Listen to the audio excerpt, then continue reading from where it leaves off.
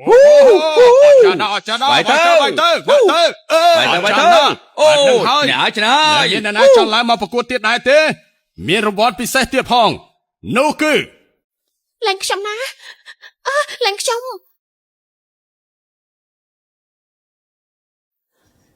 ឡើងខ្ញុំទៅយេ រង្វាន់អីខ្ញុំមិនដឹងទេបានមកទៅមករបស់នាងបានលួចនាងមកក្លឹបបដារបស់ពូជើងហើយឯងត្រូវតែធ្វើវាមិននឹកស្មានថាឈ្នះហើយបានស្រីស្អាតមួយទៀតដឹងតែអស់ចារហ្មងគួរតែឡើងទៅប្រកួតហើយដោយលោកនេះយកឈ្នះហៅបានយ៉ាងម៉េចទៅសុជីនក្លឹបបដារបស់ឯងមានច្បាប់បែបនេះតាំងពីពេលណាមកក្មេងស្រីម្នាក់នោះមើលទៅនៅក្មេងនៅឡើយទេឡើងខ្ញុំទៅ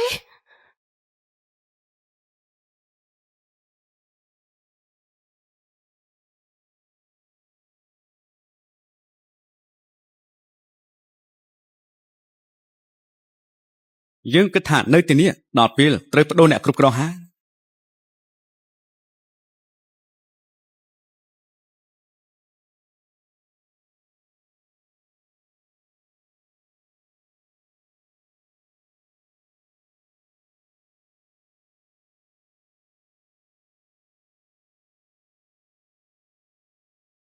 អាមុខស្លេកឯងមករកផ្លូវស្លាប់មែនទេប្រហែលជាចង់បានស្រីម្នាក់នឹងឲ្យមើលទៅយើងប្រាប់ទៅចោះស្រីម្នាក់នេះយើងបានកក់រួចទៅហើយយប់នេះនាងខ្លាចជារបស់យើងតែម្នាក់ប៉ុណ្ណោះឯងរកផ្លូវងាប់ហើយ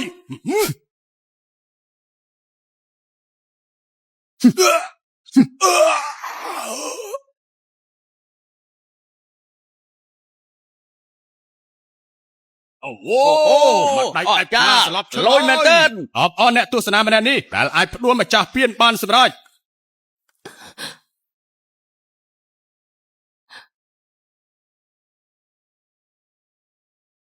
ខ្ញុំអរគុណខ្ញុំមែនទេហើយពិតជាហ៊ានមែនបងប្រុសរបស់យើងគឺជាអ្នកគ្រប់គ្រងនៅទីនេះមានសិទ្ធិអីមកដណ្ដើមមនុស្សស្រីរបស់យើងហ៎យើងឈ្នះហើយយប់នេះនាងគឺជារបស់យើង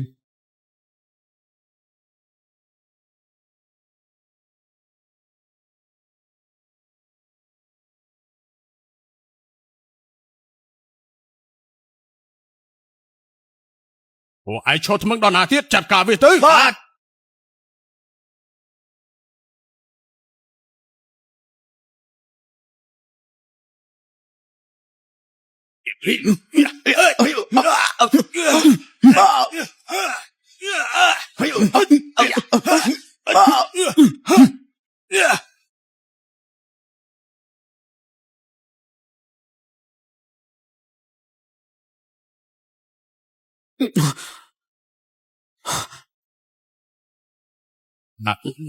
លោកជូខ្ញុំសុំទោសខ្ញុំពិតជាសុំទោសមែនសុំទោសខ្ញុំមិនដឹងថាលោកជាអ្នកណាការពិតគឺជាការប្រហែសរបស់ខ្ញុំ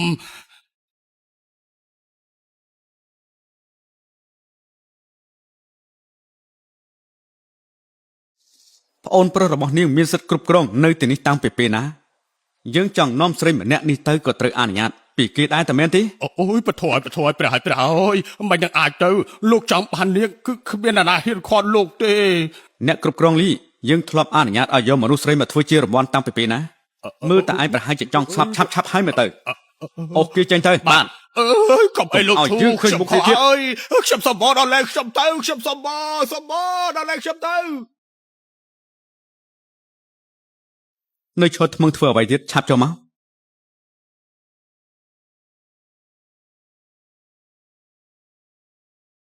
យប់នេះខ្ញុំឈ្នះហើយនាងគឺជារបស់ខ្ញុំមិនបានទេខ្ញុំកើតអីលុយរង្វាន់រហូតដល់មួយសែនឯនោះទុកចិត្តចុះខ្ញុំពូកែថ្នមណាស់សំទោលោកឈូលោកគឺជាម្ចាស់នៅទីនេះចង់បានមនុស្សស្រីបែបណាក៏បានតែខ្ញុំមិនល្អគ្រប់គ្រាន់ទេលោកដោះលែងខ្ញុំទៅនាងខ្លាចមែនទេអញ្ចឹងត្រឡប់ទៅវិញទៅតាំងចិត្តរៀនទៅទីនេះមិនមែនជាកន្លែងអ្នកនាងគូមកទេ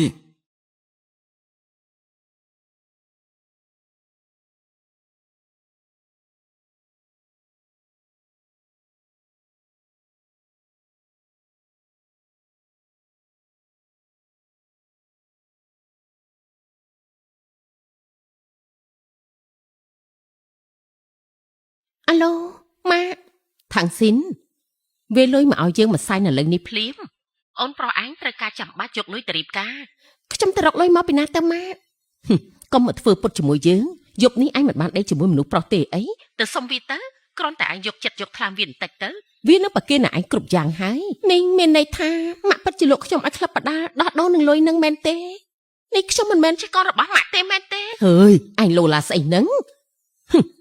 ឯងជាមនុស្សគ្មានបានការទៅប្រៀបជាមួយនឹងប្អូនឯងមិនបានទេបើយើងដឹងថាឯងពិតជាគ្មានបានការបែបនេះណាយើងจะបាច់កោឯងឲ្យស្លាប់តាំងទៅហើយយើងប្រាប់ឲ្យហើយណាបើស្អែកនេះឯងទៅរកលុយមួយសែនមិនបានទេយើងនឹងទៅមហាវិទ្យាល័យរបស់ឯងធ្វើរឿងឲ្យឯងលាឈប់តែម្ដងហើយឯងណានឹងបានមករៀបការជាមួយតាលីនៅចិត្តផ្ទះនេះគេព្រមឲ្យខ្លាចបណ្ណាការដល់ទៅមួយសែនឯណោះយើងគឺជាម៉ែឯងមួយជីវិតនេះឯងគិតពីយើងមិនផុតទេ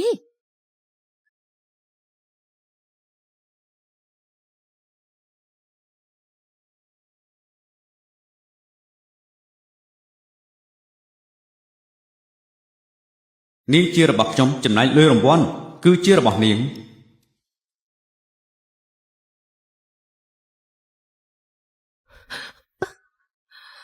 បើសិនខ្ញុំត្រឡប់ទៅផ្ទះវិញនៅពេលនេះប្រកាសជាមិនរួចខ្លួនទេចាំងហោចណាស់គេម្នាក់នឹងក៏មិនអាក្រក់ដែរ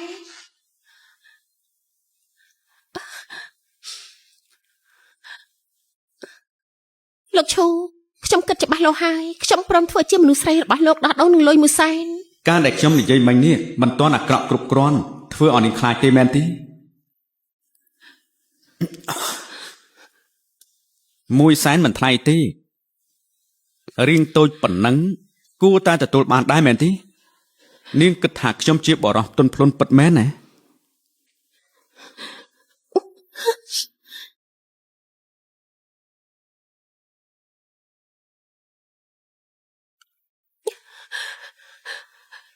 ខ្ញុំធ្វើបានមិនអីទេទៅចុះមិនបានទេខ្ញុំត្រូវតែបានលុយនេះបើខ្ញុំធ្វើអីមិនល្អត្រង់ណាលោកអាចប្រាប់ខ្ញុំបានខ្ញុំអាចរៀនបាន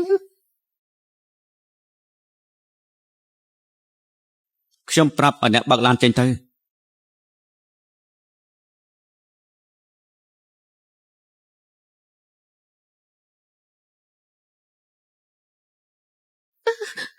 ពូកែខ្លាចបែបនេះនៅហ៊ានឡើងមកទៀតពេលនេះស្ដាយក្រោយក៏លែងតាន់ពេលហើយ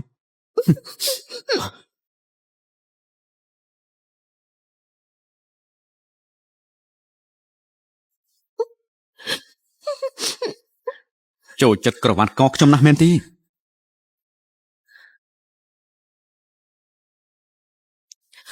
កុំអីណាធ្វើឯងខ្លាចអីណា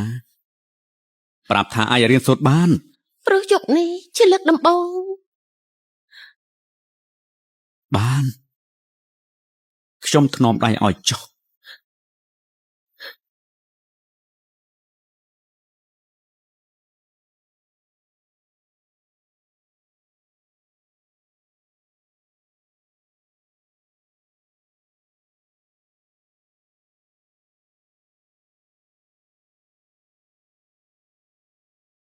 ភ្ញាក់ហើយមែនទេ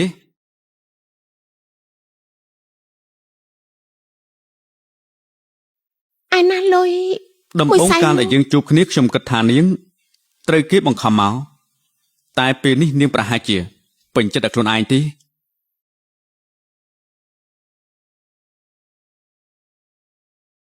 ខ្ញុំនឹងទៅវិញឥឡូវនេះបើនាងត្រូវការឥឡូវទៀតខ្ញុំអាចឲ្យនាងបានណាមិនបាច់ទេយ៉ាងណាពួកយើងក៏មិនបានជួបគ្នាទៀតដែរ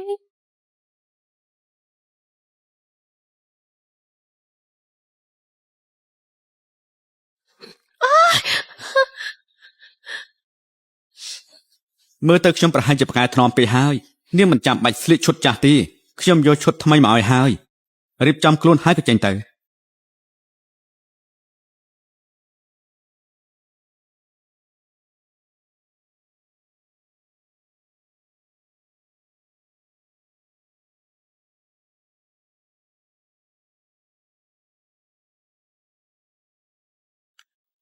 លោកថាកែ នាងមកយឺត5នាទីហើយ សុំទោសផងព្រឹកមិញខ្ញុំឆ្លៀតចូលទៅធនាគារទៅបានជារឿងយឺតបន្តិច ណាស់ហើយចុះយល់ដល់នាងលេងឈិនឡូខ្ញុំឲ្យឱកាសនាងម្ដងទៀតយប់នេះបើកបារថ្មីនាងត្រូវតែដើរចែកឲ្យអស់បើយប់នេះធ្វើបានល្អខ្ញុំនឹងឲ្យប្រាក់បន្ថែម ចាអរគុណ លោកប្រធានជូអ្នកនាងអានគឺចង់ជួបលោកឲ្យបាន មិនជួបទេ សួស្ដីយប់នេះក្លឹបរាត្រីបើកនៅអគារខាងមុខផ្លូវ យប់មិញធ្ងន់ឯប៉ុណ្ណឹងហើយនៅមានកម្លាំងទៅធ្វើការក្រៅម៉ោងទៀតបានលុយរហូតដល់100,000ហើយតា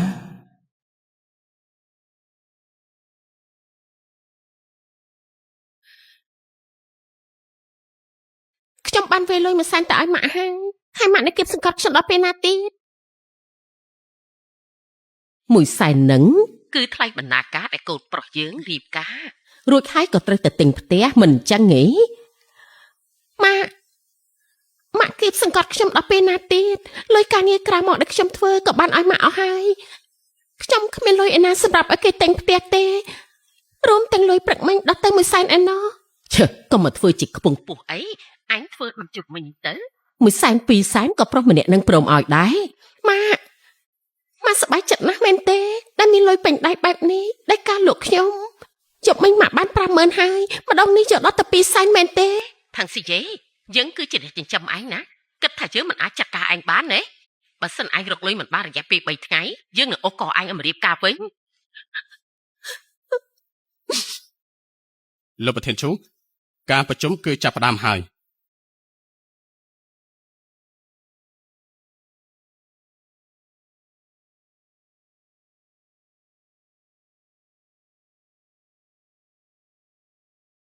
អរគុណលោកប្រធានជូដែលបានគាំទ្រគម្រោងរបស់ពួកយើងទុកចិត្តចោះពួកយើងនឹងមិនធ្វើលោកខុសបំណងទេ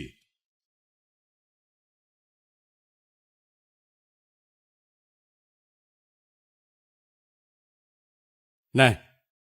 ឈូជីនយប់នេះមានក្លឹបបើកថ្មីឯងទៅដើរលេងជាមួយគ្នាដែរទេ អត់ទេ ក៏បានប៉ុន្តែឈ្មោះក្លឹបនោះប្រហែលជាមិនធម្មតាទេអញ្ចឹងយើងទៅម្នាក់ឯងក៏បាន ឈប់សិនក្លឹបនៅឯណា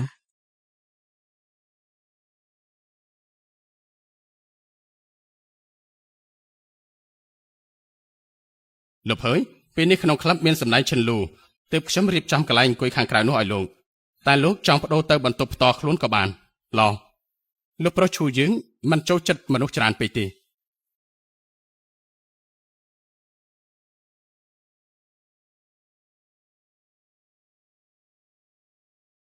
មិនបាច់ទេអង្គុយខាងក្រៅនេះហា អូយនោះជាស្រីតូចកាលពីយប់មិញតា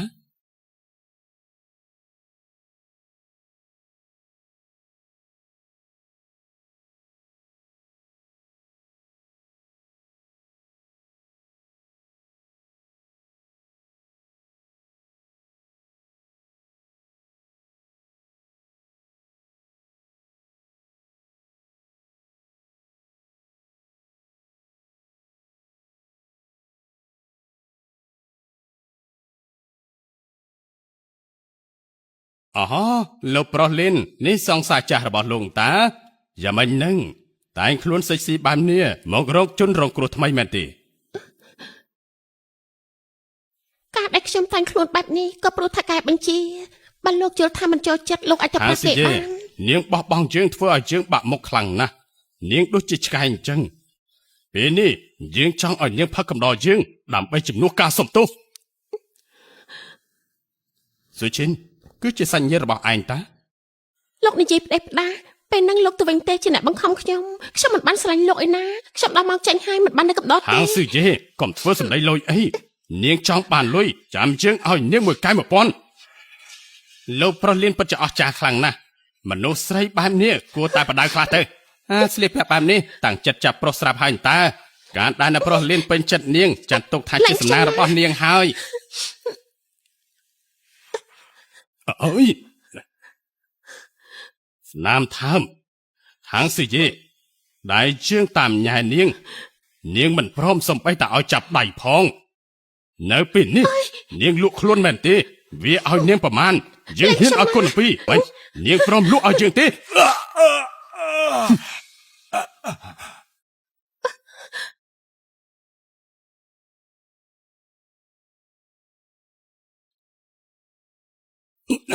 នាងឆាប់ឆ្លើយមកអ្នកណាហ៊ានវាយយើង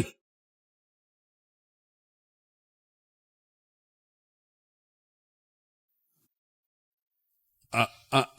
លបង នេះជាសង្សាររបស់គេមែនទេ មិនមែនទេ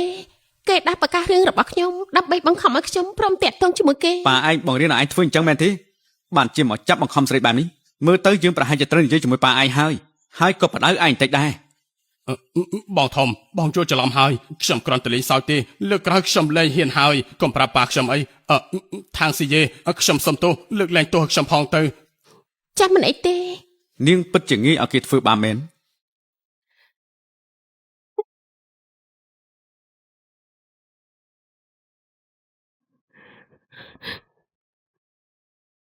ខ្ញុំអរគុណលោកណាស់ ពីថ្ងៃនេះនាងអរគុណខ្ញុំប្រមាណដងហើយជើងនាងលែងឈឺហើយមែនទេ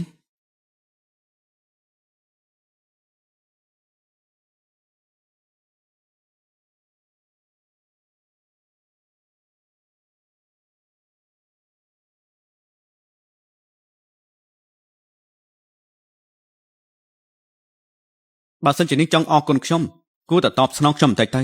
ខ្ញុំមិនធ្វើអ្វីដែលត្រូវខាត់ធ្ងន់ទេ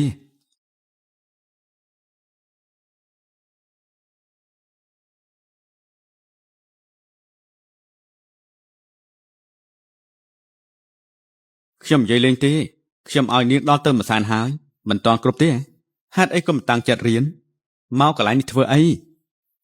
អ្នកផ្ទះរបស់ខ្ញុំមានរឿងតិចតួចលោកមិនបាច់បារម្ភទេខ្ញុំត្រូវការធ្វើការបន្តហើយ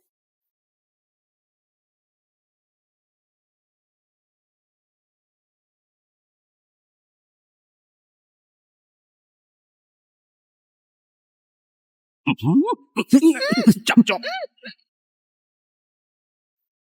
យប់ជ្រៅហើយហេតុអីក៏មិនតមកទៀត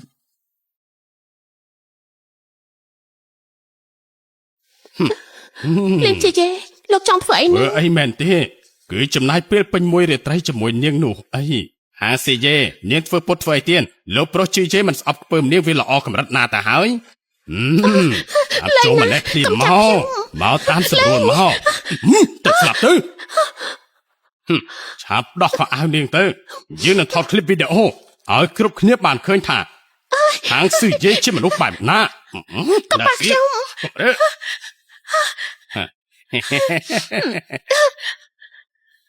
លៀនជាយេលែងខ្ញុំណាជួយខ្ញុំផងជួយខ្ញុំផង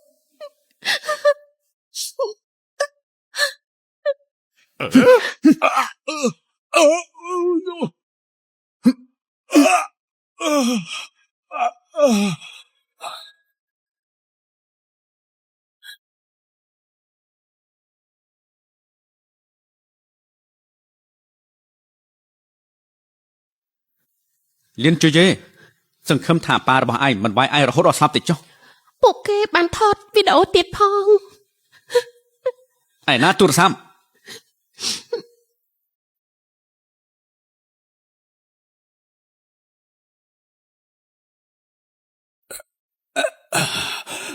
លប្រុសលិន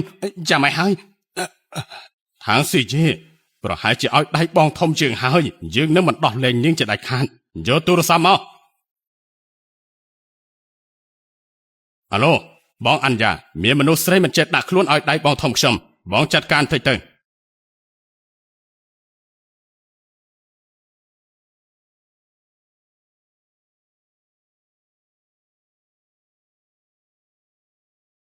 ដោះស្បែកជើងចេញទៅ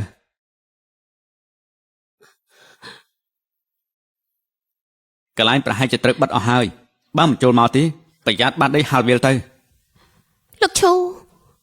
ខ្ញុំពិតជាអរគុណលោកខ្លាំងណាស់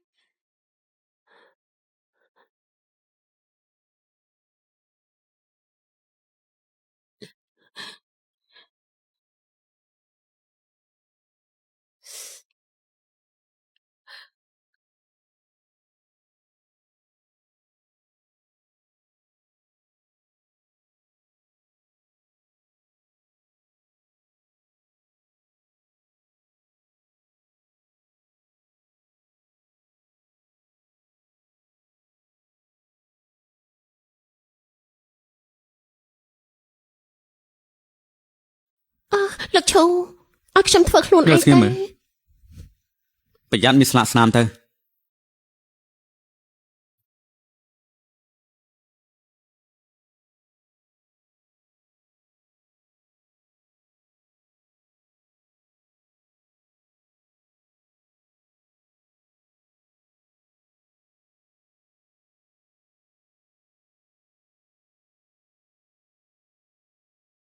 ហើយវាកើតអី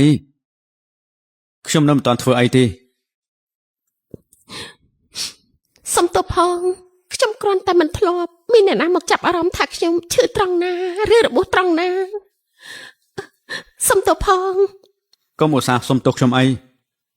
ហើយចុះប៉ាម៉ារបស់នាងនោះ ពួកគាត់មិនចាប់អារម្មណ៍ខ្ញុំទេនៅក្នុងខ្សែភ្នែកពួកគាត់មានតែប្អូនប្រុសខ្ញុំម្នាក់គត់ អញ្ចឹងលុយមួយសែននឹងថ្លៃឈ្នួលរបស់នាងបានយកឲ្យប្អូនប្រុសរបស់នាងអស់ហើយមែនទេ លោកដឹងបានយ៉ាងម៉េច ទឹកមុខរបស់នាងបង្ហាញនោះអី សុំទោសលោកឈូខ្ញុំមិនគួរនិយាយរឿងនេះជាមួយលោកទេតទៅខ្ញុំមិនរំខានលោកទៀតទេ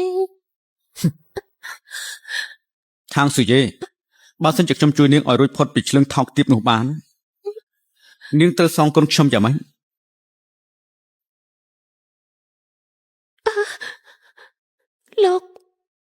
លោកជួយខ្ញុំធ្វើអី ក៏ព្រោះតែ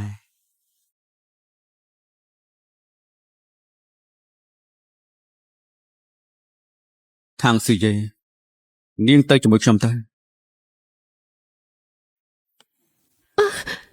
លោកឈូឲ្យខ្ញុំសុំទោសផងខ្ញុំធ្វើមិនបានទេរឿងជប់នោះយើងសុទ្ធតែពេញចិត្តធ្វើទាំងពីរនាក់តទៅខ្ញុំមិនរំខានលោកទៀតទេ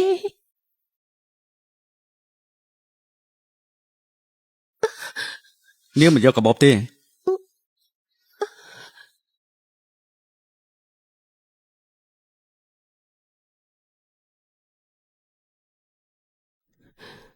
ឡូវម៉ាក់ថាំងស៊ីយេ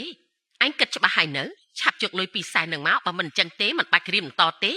ពេលនេះឈ្មោះអញនៅក្នុងសភៅគ្រួសារយើងកិច្ចមិនផុតទេ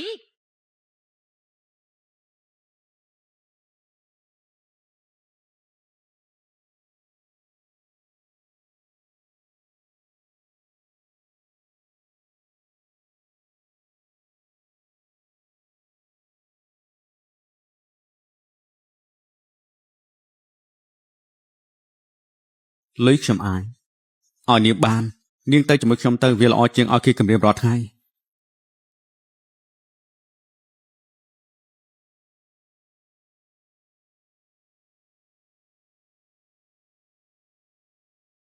ខាងស៊ូយេយើងទាំងពីរសិតតែពេញចិត្តធ្វើវាមិនមែនជាកំហុសរបស់នាងទេ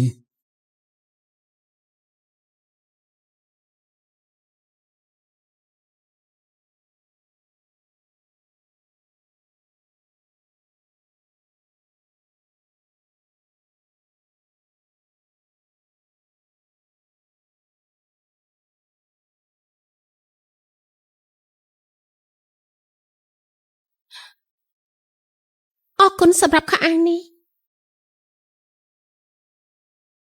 សុជីវធម៌ល្អមែនញ៉ាំទឹកសិនទៅរួចហើយក៏ទៅញ៉ាំបាយខ្ញុំទៅមើលសិនឋានណាគេ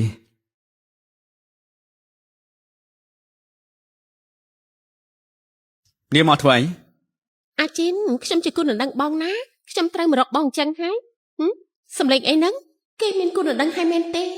មិនមែនមានស្រីមកក្រាស់ណាលួចមករកលោកទេដឹងសុំមើលបន្តិចមើល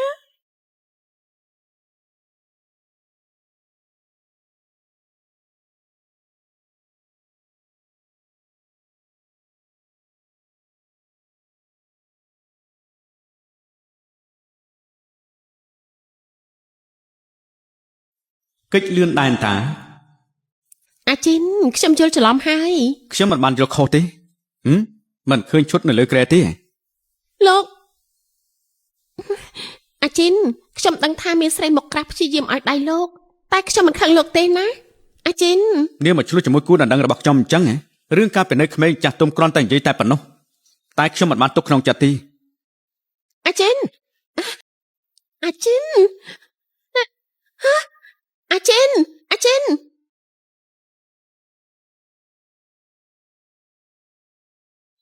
នាងជាយេស្រីម្នាក់ហ្នឹងគឺជាអ្នកណា នាង តើ គឺថាងស៊ីយេរៀននៅសាលាជាមួយខ្ញុំបងអានចាបដៅគេឲ្យចាក់ដៃទៅព្រោះតែស្រីម្នាក់ហ្នឹងទើបប៉ាវាយខ្ញុំដោះទៅ30ដំបងឯណោះ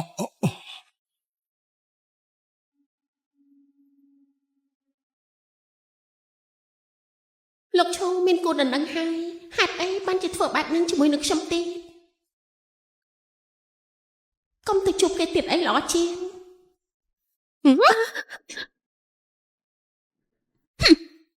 មីក្មេងឪពុកម្ដាយមិនចេះបដៅអ្នកណាបង្រៀនឯងតែដេកជាមួយគូដណ្ដឹងរបស់អ្នកដទៃ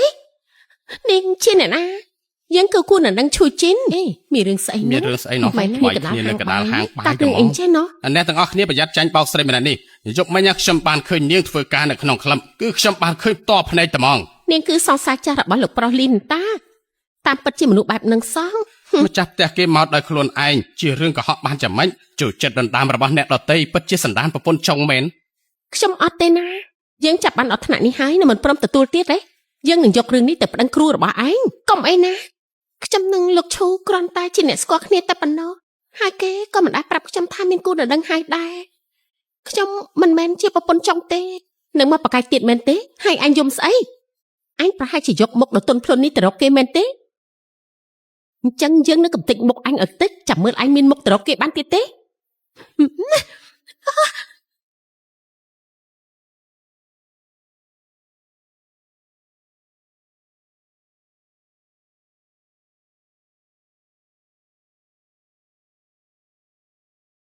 អាជីន អញ្ចាយើងមិនបានស្និទ្ធស្នាលគ្នាហើយខ្ញុំក៏មិនបានស្រឡាញ់នាងដែរហើយខ្ញុំមិនមែនជាសង្សារនាងផងដូច្នេះហើយខ្ញុំសង្ឃឹមថាថ្ងៃស្អែកនេះនាងនឹងសរសេរសម្បត្តិសុំទោសທາງស៊ីយេហើយក៏បិទប្រកាសជាព័ត៌មាននៅមុខសាលារៀនទៅចុះ អាជីនហេតុអីបានលោកការពារវា ខ្ញុំចង់ការពារណាវាជាសិទ្ធិរបស់ខ្ញុំនៅមានអ្នកណាធ្វើបែបនេះទៀត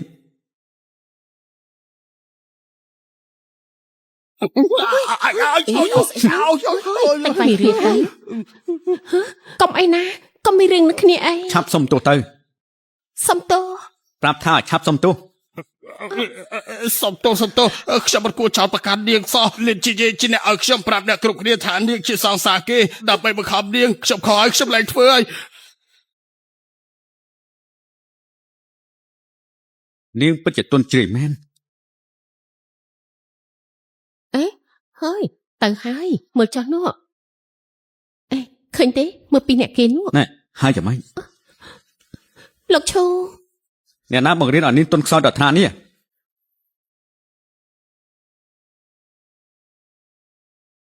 បើត្រូវគេវាយគេវិញទៅ អ្នកនាងអានជាគុណដណ្ដឹងរបស់លោកជារឿងធម្មតាដែលនាងត្រូវខឹងទំនាក់ទំនងពួកយើងខុសតាំងពីមុនដំបូងមកម្ល៉េះវាជាកំហុសរបស់ខ្ញុំសុំទោសផងតទៅខ្ញុំមិនជួបលោកទៀតទេ ឈប់សិនឲ្យទូរស័ព្ទមកខ្ញុំមិនបានសន្និសីទជាមួយស្រីម្នាក់នឹងទេចាស់ទុំគ្រាន់តែនិយាយគ្នាតែប៉ុណ្ណោះចំណែកតំណែងតំណងពួកយើងខ្ញុំមិនបានពេញចិត្តដោយខ្លួនឯងទេវាមិនមែនជាកំហុសរបស់នាង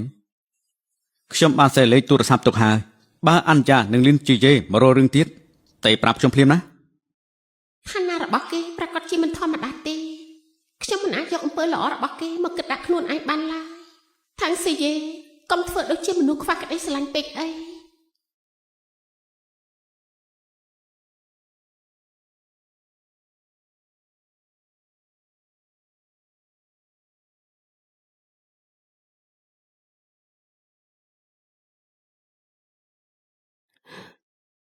អាឡូម៉ាយេយើងបានទទួលលុយពីខ្សែនោះហើយស្លាប់ហើយយើងដឹងច្បាស់ថាឯងពិតជាពូកែខ្លាំងណាស់ថែមទាំងអាចចាប់តាចិញ្ចឹមបានទៀតអញ្ចឹងឯងប្រាប់ឲ្យគេទិញផ្ទះឲ្យឯងមកខ្នងទៅហើយឯងយកមកធ្វើជាផ្ទះចំណងដៃឲ្យប្អូនប្រុសឯងខ្ញុំនឹងមិនសុំគេទៀតទេលោកឈូមិនគួរមកពាក់ព័ន្ធនឹងមនុស្សដូចជាខ្ញុំឡើយម៉ាខែនេះខ្ញុំឲ្យម៉ាក់ដល់ទៅ3សែនហើយណាបើម៉ាក់ចង់បានលុយទៀតក៏យកខ្ញុំទៅលក់ទៀតទៅ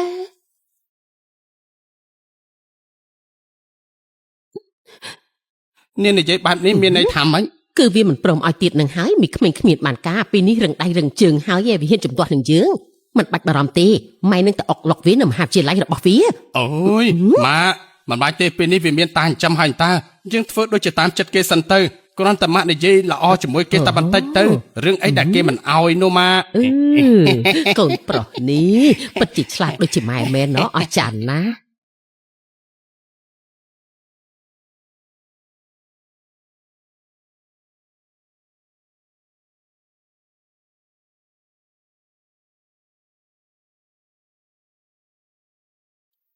លោកគ្រូពេទ្យខ្ញុំកាត់អីមែនទេ ທາງស៊ីយេជាស្រីរបស់ស៊ូឈិនតាអូគ្មានអីទេគ្រាន់តែឈឺចុកចាប់ដោយសារតែនាងរួមភេទធ្ងន់ធ្ងរពេកបានធ្វើឲ្យមានអារម្មណ៍ឈឺចាំគ្រាន់តែសម្រាប់បន្តិចទៅគឺលែងអីហើយណា អរគុណលោកគ្រូពេទ្យ អូមែនហើយតទៅប្រយ័ត្នបន្តិចប្រាប់ឲ្យគេបន្ធូរដៃបន្តិចទៅ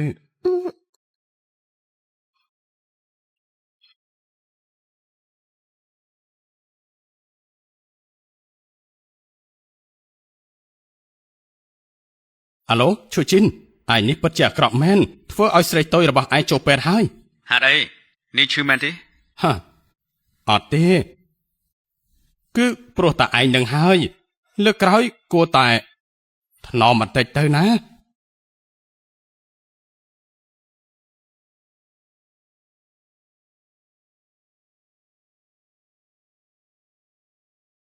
ឡាន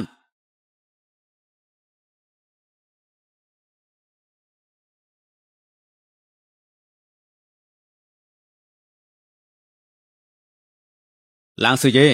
ឡានខ្ញុំនិយាយម្ដងទៀតណា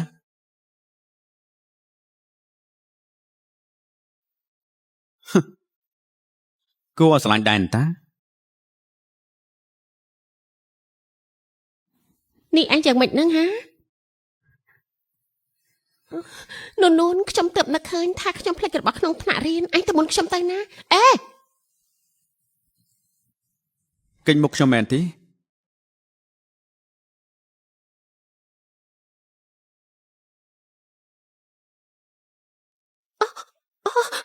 សំត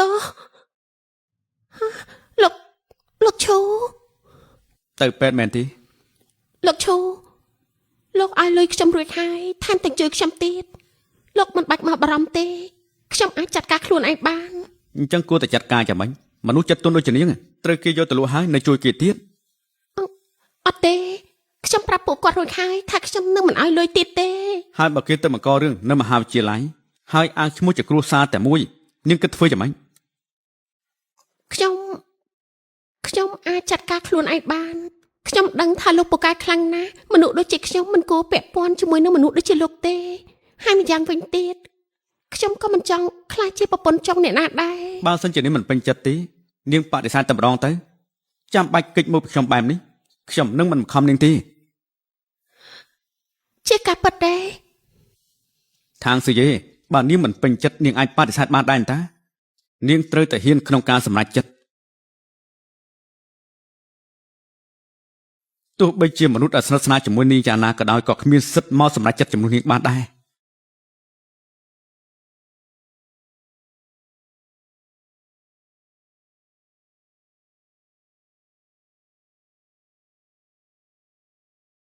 ចិត្តរឹងបន្តិចទៅបើនាងមិនពេញចិត្តខ្ញុំ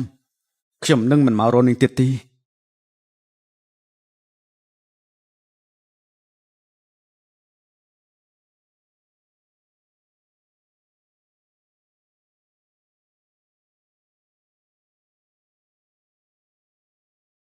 ឲ្យឈប់សិនលោកប្រធានភើយលោកប្រុសឈូមានអារម្មណ៍មិនល្អតាំងពីយប់មិញមកម្លេះមកអอฟហ្វិសតាំងពីយប់មិញលោកប្រយ័ត្នផងទៅអូខេសូមអញ្ជើញ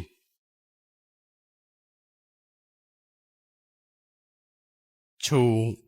ជីន ខ្ញុំត្រូវគេបដិសេធ អ្នកណាគេស្រីតូចម្នាក់នោះមែនទេអេឈប់សិនឯងមិនប្រកាសទេមែនទេប្រាប់យើងថាឯងចូលចិត្តមែនទេ ក៏មិនពេញចិត្ត ពុទ្ធហើយលោកប្រុសឈូរបស់ខ្ញុំរៀងក៏ខ្ពស់មុខក៏ស្អាតថែមទាំងមានទៀតផងនាងបែរជាបដិសេធទៅវិញយើងហ៊ានធានាថានាងប្រកាសជាស្ដាយក្រោយមិនខាន ខ្ញុំឲ្យឱកាសនាងរួចហើយតែនាងមិនត្រូវការទេទោះបីជានាងត្រឡប់មករកយើងទៀត ក៏យើងមិនចាប់អារម្មណ៍ដែរ ត្រូវហើយណែជប់នេះទៅញ៉ាំបាយជាមួយគ្នាល្អជាងយើងចង់និយាយជាមួយឯងពីរឿងគ្រឿងឧបករណ៍ពេទ្យ ខាងស៊ីយេឈឺមែនទេយកกระดาษបញ្ជាក់ជំងឺឲ្យខ្ញុំ អូក្រែងឯងប្រាប់ថាលែងចាប់អារម្មណ៍ហើយនោះអី យកមក បានតើបងអាន់យ៉ាអ្នកផ្ទះທາງស៊ីយេដូចជានៅក្នុងភូមិលៀនសួយខ្ញុំដឹងតែប៉ុណ្ណឹងឯងបងអាន់យ៉ាបើមិនមែនដោយសារវាលោកប៉ាក៏មិនវាយខ្ញុំបែបនេះដែរមិនដឹងថាវាល្អត្រង់ណាទេបងធំបែរជាទៅការពារវាគួរឲ្យស្អប់ខ្លាំងណាស់ គ្រាន់តែជាពួកមនុស្សស្រីដែលប្រើមកកំណត់ក្រមដើម្បីរកលុយអញមិនបាញ់និយាយច្រើនទេយើងប្រកាសជាចាត់ការនាងមិនខាន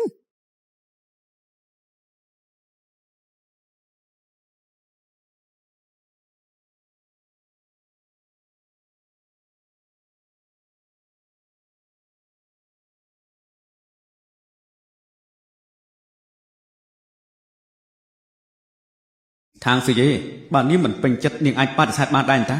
នាងត្រូវតែហ៊ានក្នុងការសម្រេចចិត្តទោះបីជាមនុស្សដែលស្និទ្ធស្នាលជាមួយនាងយ៉ាងណាក៏ដោយក៏គ្មានសិទ្ធិមកសម្រេចចិត្តជាមួយនាងបានដែរ ម៉ាក់ខ្ញុំលែងឲ្យលុយម៉ាក់ទៀតហើយពេលនេះខ្ញុំគ្មានលុយច្រើនដល់ថ្នាក់នឹងទេយេអញកុំខឹងអីណាមុននេះយើងជាអ្នកធ្វើរឿងមិនល្អដាក់ឯងដោយសារតែឯងទើបប្អូនប្រុសឯងបានរៀបការយើងពិតជាចង់អរគុណឯងណាតទៅយើងនឹងមិនសុំលុយឯងទៀតទេប៉ុណ្ណឹងបានទេហាកូនសំឡាញ់ជាការពិតទេម៉ាក់នឹងឈប់ទៅមហាវិទ្យាល័យហើយមែនទេនិយាយបែបនឹងធ្វើអីអ្នកជាម្ដាយគ្រាន់តែសង្ឃឹមថាកូននឹងតាំងចិត្តរៀននិងមានអនាគតដែលល្អនោះអីស្អែកនេះបងប្រុសឯងនឹងភ្ជាប់ពាក្យហើយយើងនឹងចាត់កម្មវិធីបែបគ្រួសារនៅផ្ទះឯងគឺជាបងស្រីច្បងយ៉ាងណាក៏មកឃើញមុខប្អូនថ្លៃបន្តិចទៅចាចាំខ្ញុំទៅប៉ុណ្ណឹងគឺរួចហើយអ្នកនាងអានទុកចិត្តចោកូនស្រីខ្ញុំនេះស្ដាប់បង្គាប់ខ្លាំងណាស់បើវាប្រាប់ថាត្រឡប់មកវិញវានឹងមកមិនខានហើយចង់រឿងលុយលេខកូដ44ខ្ទង់អ្នកនាងអាន់ហេតុអីបានជាអ្នកនាង ខ្ញុំនិយាយមិនទាន់ចប់ទេខ្ញុំត្រូវការឲ្យខាងស៊ីយេមិនអាចត្រឡប់មកវិញបានទៀត អ្នកនាងអានទុកចិត្តចោះសំត្រឹមតែលុយដល់ដៃអ្នកនាងចង់ឲ្យខ្ញុំធ្វើអីខាងយេក៏បានឬមួយក៏ចាប់វារៀបការតែម្ដងក៏បានដែរគឺគ្មានបញ្ហាអ្វីនោះទេ បានតើ បានហើយ ក៏ប៉ុន្តែពួកឯងត្រូវតែរើប្តីឲ្យវារៀងល្អបន្តិចទៅរឿងនេះនាងទុកចិត្តលើពួកយើងចោតាលីនេះណាពូកែចាត់ការប្រពន្ធខ្លាំងណាស់ខ្ញុំហ៊ានធានាថាអ្នកនាងនឹងមិនបានឃើញមុខខាងស៊ីយេនៅក្នុងក្រុងទៀតទេ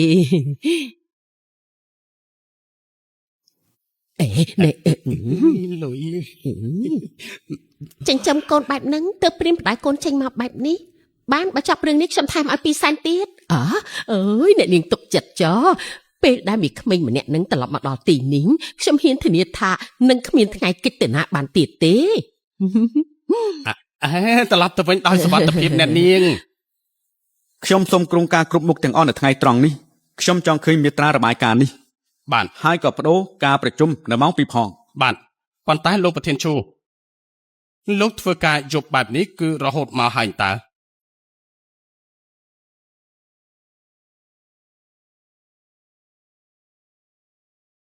ម៉ាអូយស្លាប់ហើយយេមកដល់ហើយស៊ីវអ៊ីចេញមកបងស្រីឯងត្រឡប់មកវិញហើយនេះ អូហូយបងស្រីបងមកហើយខ្ញុំពិតជានឹកបងខ្លាំងណាស់ចូលទៅផឹកទឹកសិនទៅ ស៊ីវអ៊ីនេះគឺថ្ងៃចប់ពីឯងតាហេតុអីបានជាក្នុងផ្ទះស្ងាត់ម្ល៉េះអើយបន្តិចទៀតយើងនឹងហៅមនុស្សម្នាមកចាត់ការហើយចូលក្នុងផ្ទះសិនទៅណាចាំយើងចាត់តចូលក្នុងទៅតចូលទៅ ស៊ីវអ៊ីអញចាក់សោទ្វារធ្វើអីអញចង់ណាយើងចាក់សោការពារកុំឲ្យកូនកំមុំចេញទៅនោះអីអ្នកណារៀបការម៉ាយើងធ្លាប់ប្រាប់ហើយតើថាតាលីនៅផ្ទះខាងនេះគេស្រឡាញ់ឯងមិនបាច់បារម្ភទេគេប្រាប់ថានឹងមើលថែឯងឲ្យល្អម៉ាខ្ញុំឲ្យលុយម៉ាក់អស់ហើយហេតុអីបានជាធ្វើដាក់ខ្ញុំបែបនេះ បងស្រីមនុស្សស្រីរៀបការគឺអាស្រ័យទៅលើឪពុកម្ដាយនិងមានដៅរៀបចំទេយ៉ាងណាក៏ដោយក៏ត្រូវតែរៀបការដែរមិនអាចគេចបានទេ ខ្ញុំមិនការទេថយចេញ ចង់ទៅណា chẳng mấy rọc rừng trừខ្លួនណីខ្ញុំឲ្យលើម៉ាក់ច្រើនហើយម៉ាក់នៅមិនពេញចិត្តទៀតទេខ្ញុំមិនការទេ ហើយមានសិទ្ធិស្អីជ្រើសរើសយប់នេះជានឹងឲ្យតាលីមកចំណែកឯងរៀបចំខ្លួនផ្សំដំណេកជាមួយគេទៅឆាប់ទៅ ខ្ញុំមិនការជាមួយគេទេ ចូលទៅខាងស៊ីយេឯងនៅឲ្យស្ងៀមល្អជាងបើសិនជាឯងមិនចង់ឈឺខ្លួនឯងកុំកិច្ចឲ្យសោះយើងប្រាប់ឯងទៅចុះឈ្មោះឯងនៅក្នុងសិភៅគ្រួសារនេះទោះបីជាឯងរត់កិច្ចតាណាក៏យើងរកឃើញដែរ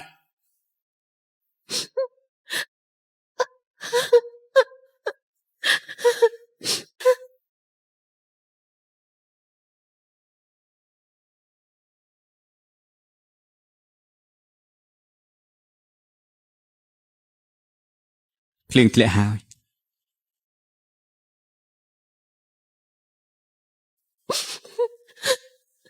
ខ្ញុំមិនរៀបការទេ ខ្ញុំអាចជួយនាងឲ្យរួចផុតពីកន្លែងនេះបាន ខ្ញុំត្រូវតែចេញពីទី ចាត់ នេះ ការពួតនឹងបាន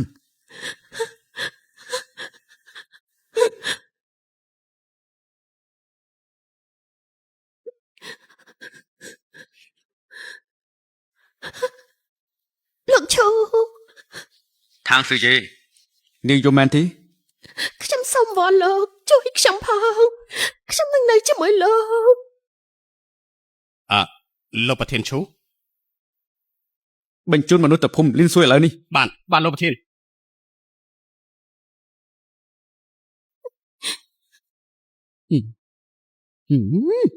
យេស្ដាប់យើងណាបដូរឈុតទៅបន្តិចទៀតតាលីខាងផ្ទះនឹងមកទទួលហើយខ្ញុំមិនបដូរទេ ម៉ែតែខាតពេលជាមួយវាធ្វើស្អីចាប់វាបដូរឈុតទៅ បានម៉ាក់ជួយចាប់ម្នេះមកម្នេះអូយ ណែហើយចង់តដៃមែនទេមកណែមកឆាប់មក នៅស្ងៀមណា ចាប់មកជាប់ នៅស្ងៀម ម៉ែឆាប់តោះអាវាទៅម៉ែ ហេតុអីក៏រឹងយ៉ាងនេះហ៎អើយ អានេះយ អូយហូយហ៎អ្នកណានឹងអ្នកណាហ៎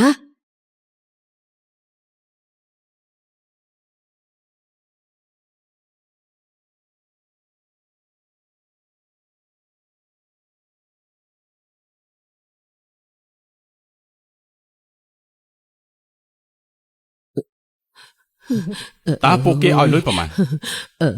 ខ្ញុំដឹងថាលោកជាអ្នកមានលុយមានអំណាចតែនេះគឺជារឿងនៅក្នុងគ្រួសារពួកយើងណាឈ្មោះវានៅក្នុងសភៅគ្រួសារយើងនៅឡើយទេអូយ 3 សែន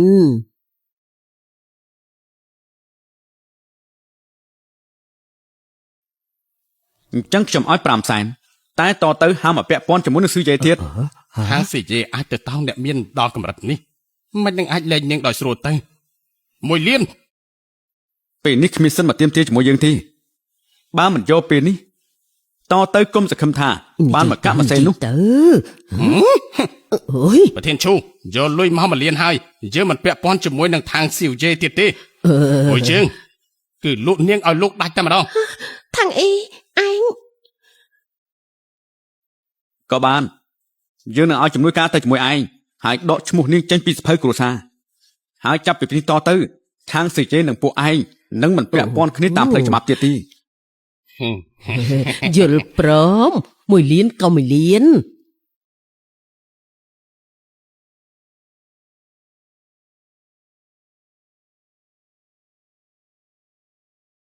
ពីពេលតទៅនេះជារបស់យើងហើយតែឯងមកផ្ទះតបនាងអញ្ចឹងយើងប្រហែលជាត្រូវជំរះមកជិះជាមួយឯងតិចហើយឆាប់ក្រោកឡើង អើយ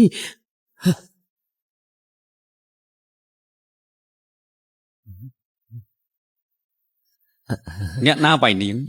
នាងគួរតែវាយគេវិញចាប់ផ្ដើមទៅ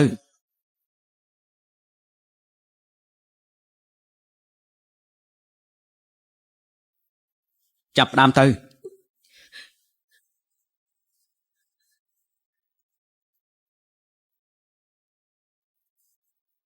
នាងកំពុងតលេងសើចមែនទេ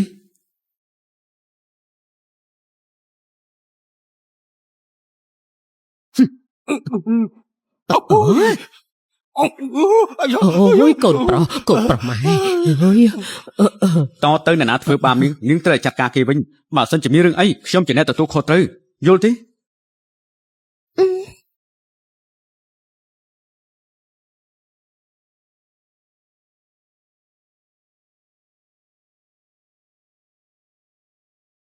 ឈឺដល់កហ៊ុយ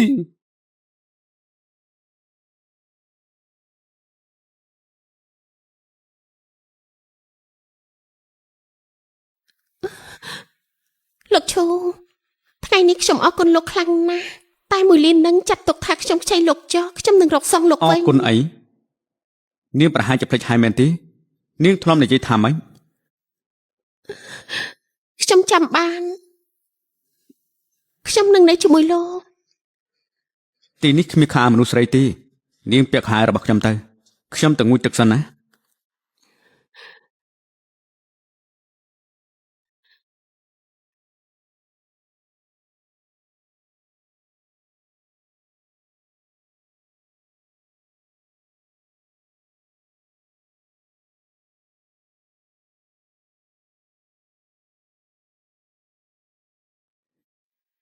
នាងកាត់អី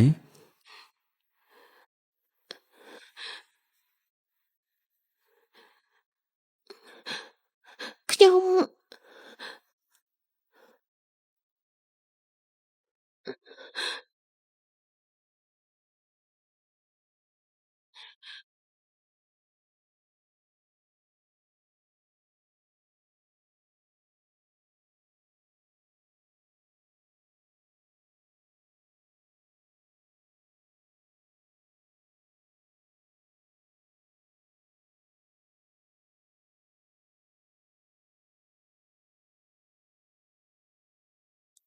យ៉ាម៉ៃ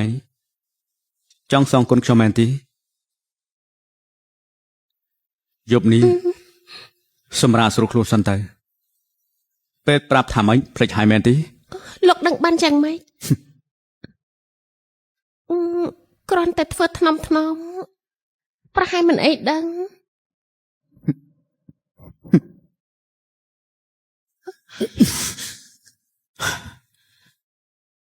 សម្រាប់ស្រួលខ្លួនសិនទៅតែមានថ្ងៃក្រោយទៀតណាខ្ញុំនេះមិនមែនជាមនុស្សចិត្តអាក្រក់ទេ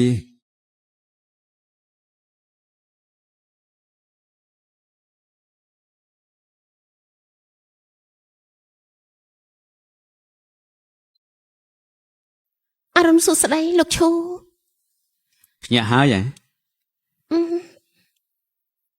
បន្តិចទៀតខ្ញុំទៅរៀនហើយសុំទៅផ្លាស់ខោអាវសិនណា ម្នេះមើល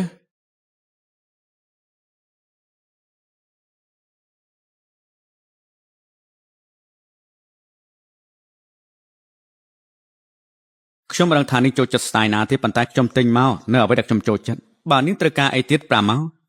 ខ្ញុំឲ្យគេត្រៀមឲ្យណា ទាំងអស់នេះឲ្យខ្ញុំមែនទេ ប្រកាសហើយ អរគុណលោកឈូប៉ុន្តែ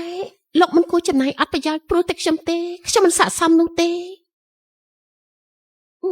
ឈរតម្រង់ខ្លួនឲ្យត្រង់កុំកោងបែបនេះណាខ្ញុំជាអ្នកវិនិយោគបើសិនជាខ្ញុំចាត់ការរួចហើយអញ្ចឹងបានន័យថានាងស័ក្តិសមហើយទទួលយកទៅ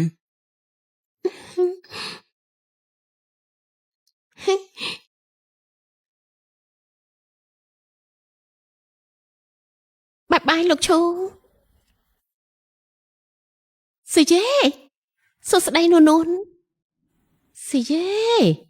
ហេតុអីបានជាខ្ញុំមានអារម្មណ៍ថានាងដូចជាផ្លាស់ប្ដូរម្លេះនេះចាំងម៉េចមិនស្អាតមែនទេស្អាតអន្តាប៉ុន្តែនាងមើលទៅដូចជាជាក់ខ្លួនឯងខ្លាំងណាស់ ថែមទាំងមើលទៅអារម្មណ៍ល្អទៀតផងបានហើយប្រញាប់ទៅ លោកប្រធានឈូស្លាប់ទៅវិញតែម្ដងមែនទេ ទៅផ្ទះទៅកូលីន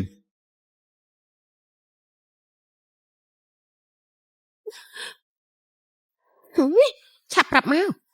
នាងស៊ីយេវាដាក់ស្នេហ៍អីអាជីន បងធំដល់ថ្នាក់ទៅជួយវាចេញពីកន្លែងហ្នឹងមិននឹងអាចរួចទៅ ហេតុអីក៏មិនអាចទៅរួច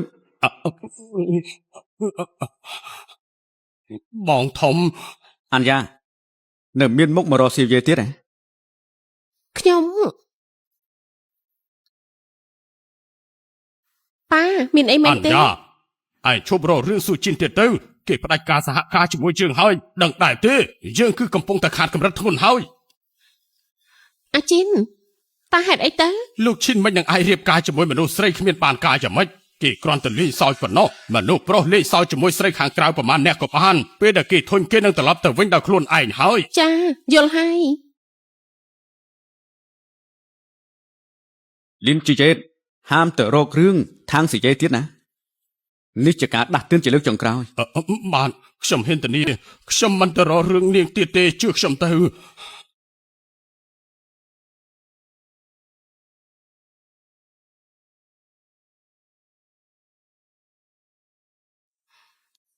ប៉ានិយាយត្រូវអាជីនគ្រាន់តែឃើញវាជារបស់លេងថ្មីគ្រាន់តែតាក់ទងលេងប៉ុណ្ណោះខ្ញុំមិនជឿនោះទេថាគេនឹងបាក់ខ្លួនតាក់ទងជាមួយທາງស៊ីយេយ៉ាងណាអ្នកដតីក៏នៅតែមើលឃើញថាខ្ញុំនិងអាជីនត្រូវតែរៀបការជាមួយគ្នាដដែលប៉ុណ្ណឹងគឺគ្រប់គ្រាន់ហើយ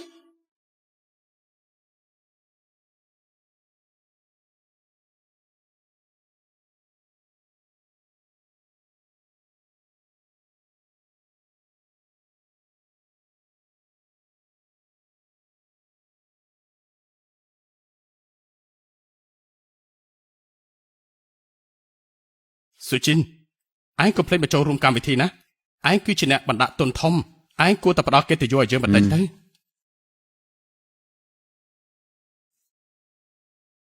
ឈប់សិនឯងនាំស្រីតូចមកនៅផ្ទះជាមួយហើយតើមែនដែរទេ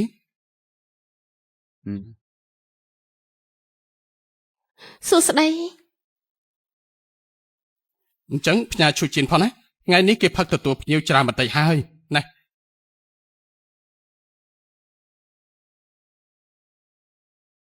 ហើយនេះប្រធានខូខើជាមួយនឹងស្រីតូចទុនភ្លុននោះតា លោកប្រធានហ្វើយខ្ញុំគិតថាអ្វីដែលលោកគួរធ្វើពេលនេះលោកគួរតែលុបរឿងនេតិនោះចេញទៅហឹម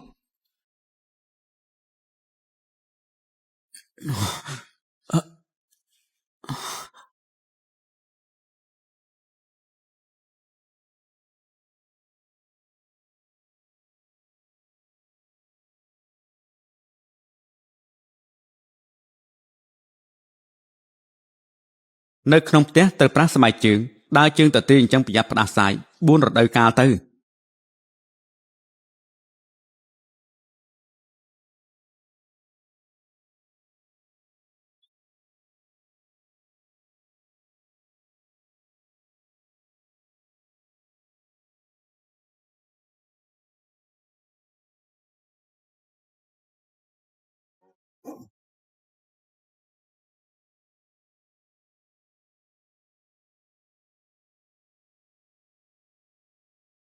លោកឈូដឹងរឿងបែបនេះបានយ៉ាងម៉េចហ្នឹងអស់មែនហើយប្រធានឈូប្រហែលជាធ្លាប់មានសង្សារពីមុនមកហើយទើបដឹងរឿងទាំងអស់នេះបានល្អណាស់ហើយលោកធ្វើល្អចំពោះស្រីផ្សេងបែបនេះដែរទេ ប្រកាសជាមិនមែនហើយក្លិនអីហ្នឹង អូខ្ញុំធ្វើអាហារពេលល្ងាចសាក់ភ្លុកមើលទៅ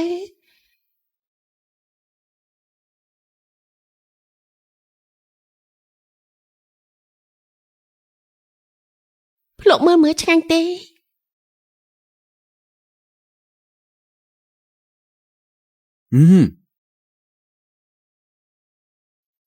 ស្អែកនេះមានការប្រជុំប្រហែលជាមិនបានត្រឡប់មកវិញទេបើនៅម្នាក់ឯងខ្លាចត្រឡប់ទៅបន្ទប់សាលាវិញក៏បាន ចាអញ្ចឹងលោកពិសាច្រើនទៅ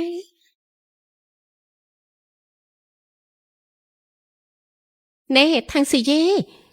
ឆាប់សារភាពភ្លាមមករយៈនេះអញមិនសូវត្រឡប់មកបន្ទប់អញលួចមានសង្សារហើយមែនទេហាមានឯណាអញទៅលឺមកពីណាហ្នឹងអញប្រងើយកន្តើយដាក់ជើងមកច្រើនថ្ងៃហើយមិនខ្វល់ទេថ្ងៃនេះអញត្រូវទៅដើរលេងជាមួយយើងទៅដើរលេងណែណាប៉ារបស់យើងទៅនិយាយក្រុងការអ្វីមួយយ៉ាងទេមានពិធីជប់លៀងថ្ងៃនេះហើយប៉ាបង្ខំឲ្យយើងទៅទៀតផងតែយើងមិនស្គាល់អ្នកណាទេតែបើឲ្យខ្ញុំទៅកម្មវិធីបែបនេះមិនល្អទេដឹងវាមានតែស្អីទៅពួកគេនិយាយរឿងការងារយើងទៅញ៉ាំអីទៅមិនបាច់ខ្វល់ទេសម្រាប់អញ្ចឹងហើយណាថ្ងៃនេះទៅផ្ទះយើងទៅចាំយើងតុបតែងមុខឲ្យស្អាតអូខេយ៉ាងណាយប់នេះលោកឈូក៏មិននៅផ្ទះដែរ ភើជិញទៅដល់ហើយហ៎ បាទគាត់ឲ្យនៅប្រធានមន្ទីរពេទ្យចាំនៅក្នុងកម្មវិធី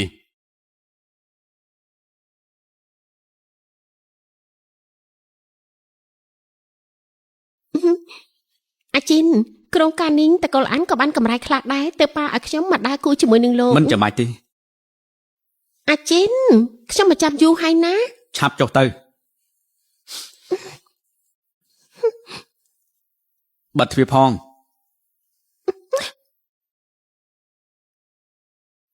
អូយ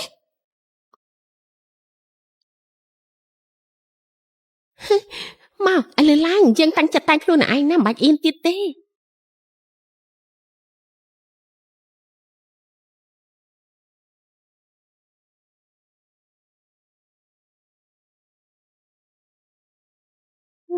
នូនតែងខ្លួនបែបនេះលេចធ្លោពេកទេដឹងលេចធ្លោអីទៅធម្មតាឯងក៏ធ្វើខ្លួនសាមញ្ញស្រាប់ទៅហើយជឿយើងទៅថ្ងៃនេះឈុតរបស់ឯងគឺលេចធ្លោខ្លាំងណាស់បានហើយឆាប់ទៅមក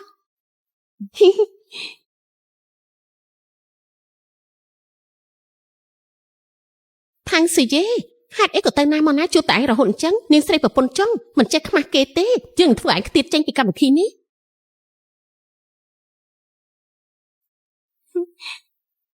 ណែញ៉ាំត្រង់នេះមិនអីទេមែនទេហើយយ៉ាងម៉េចពួកគេក៏ឈរនៅត្រង់នេះដែរតាគ្មានអ្នកណាក៏ចូលមកអុកឡុកយើងទេ អ្នកនាងយំនេះតើអ្នកនាងមានគូហើយនៅ នៅទេមានអីហ៎ លោកប្រធានឈូព្រោះតែលោកម្នាក់គត់ទើបអាចប្រពៃពិធីនេះឡើងបានលោកមិននៅបន្តិចទៀតទេលោកប្រធានឈូជីនគេមិនចូលចិត្តបរិយាកាសអ៊ូអរទេកុំបាច់ខត់គេអី ทางស៊ីយេនាងមកទីនេះបានចាំមិនថែមទាំងមកជាមួយនឹងប្រុសផ្សេងហើយតែងខ្លួនបែបសេចទីទៀតអត់ទេយើងចូលចិត្តបរិយាកាសអ៊ូអរបែបនេះអញ្ចឹងខ្ញុំមិនរំខានលោកប្រធានទេខ្ញុំសូមដើរលេងតិចសិនណា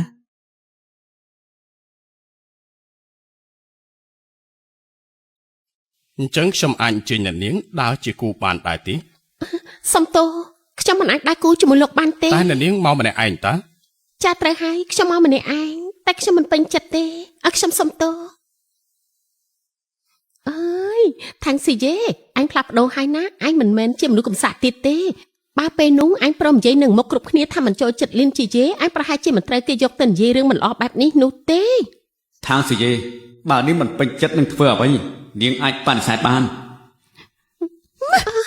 នាងជាអ្នកណាហើយមកធ្វើអីហ្នឹងយើងគឺនាងអញ្ញាត្រកូលអានយើងចង់មកមើលបន្តិចមើលថាអ្នកណាដែលវិហាននាំនាងប្រពន្ធចុងម្នាក់នេះមកចូលរួមកម្មវិធីហ្នឹង តែងខ្លួនសិចស៊ីបែបនេះការពិតទៅជាប្រពន្ធចុងគេតើ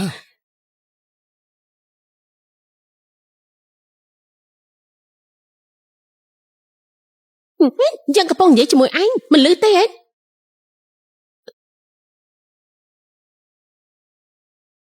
អាជីនកាលដែលលោកឈូប្រាប់ថាមកជួបភ្ញៀវគឺនៅទីនេះមែនទេគេមិនចង់ឲ្យអ្នកផ្សេងដឹងរឿងរបស់យើងឬមួយអាជីនខ្ញុំដឹងស្រាប់ហើយនៅមុខអ្នកដតីលោកគ្មានថ្ងៃបបាក់មុខខ្ញុំទេឯងដឹងទេថាអាជីនស្អប់ឈុតដែលសិចស៊ីបែបនេះខ្លាំងណាស់ហួសសម័យថោកទាបគេមិនចូលចិត្តឃើញរបស់មានតម្លៃថោកបែបនេះរួមទាំងមនុស្សទៀតផងប្រធានឈូគឺជាអ្នកបណ្ដាក់ទុនធំជាងគេបើហ៊ានធ្វើឲ្យគេមិនពេញចិត្តនាងប្រកាសជាគ្មានកន្លែងឈរជើងទេ នាងជាប្រពន្ធចុងតែងខ្លួនបែបនេះប្រហែលជាមករកតាចិញ្ចឹមទេដឹង មិនចេះខ្មាស់គេតទៅសោះ មិញនេះខ្ញុំទើបតែនិយាយជាមួយនាងតែនាងមិនចាប់អារម្មណ៍ខ្ញុំការពិតគឺដំឡើងរឹកនោះឯង អ្នកនាងអានទោះបីខ្ញុំមានតម្លៃថោកតែព្រោះតែអ្នកនាងខ្ពង់ខ្ពស់ទៅបានជាចូលចិត្តមកមួលបង្កាច់អ្នកដទៃអ្នកនាងប្រហែលភ្លេចហើយពីមុនអ្នកនាងធ្លាប់មួលបង្កាច់ខ្ញុំថាជាប្រពន្ធចុងសម្បត្តិសំទោសដែលអ្នកនាងបានសរសេរនៅជាប់នៅលើក្តារប្រកាសនៅឡើយទេនាងនិយាយឈួតស្អីហ្នឹងនាងស្រីប្រពន្ធចុងហ៊ានតតអាយយើងហ៎សន្និសុខតាណាអស់ហើយនៅថ្មឹងអីទៀតបញ្ញាប់មកអូស្រីម្នាក់នេះចេញទៅ ឈប់ណា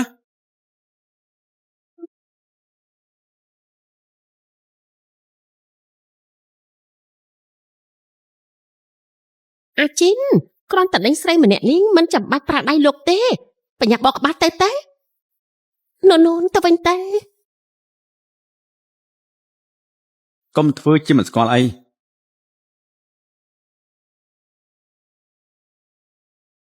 ព្រះហើយប្រធានឈូនឹងនាងត្រូវជាស្អីទៅស្គាល់គ្នាហ៎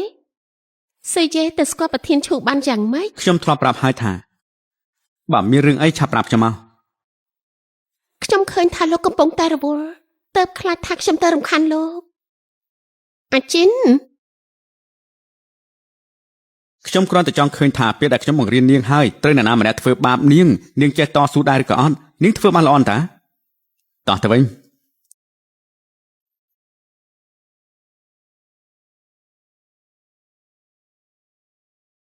ហើយស្អីគេនឹងក៏ធានឈូដឹកដៃនាងត្រឡប់ទៅវិញហើយពួកគេត្រូវជាស្អីនឹងគ្នាទៅ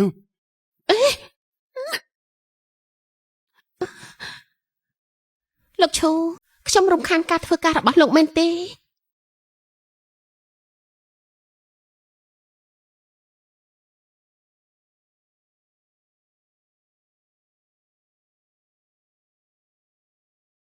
នាងមកជាមួយអ្នកណា ខ្ញុំមកជាមួយមិត្តភ័ក្តិ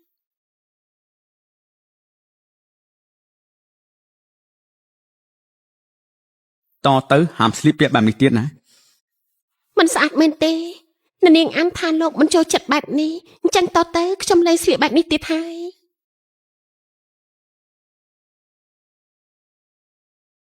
អឺលោកឈូ ស្អាតខ្លាំងណាស់រហូតដល់ខ្ញុំមិនចង់ឲ្យអ្នកណាឃើញនាង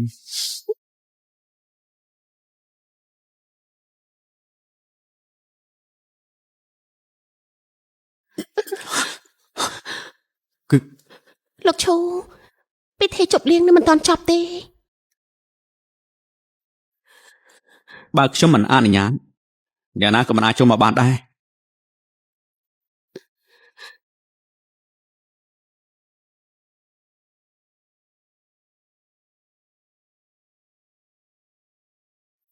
លោកឈូកុំធ្វើអីនៅត្រង់នេះអី មិនចាំបាច់ខ្លាចទេ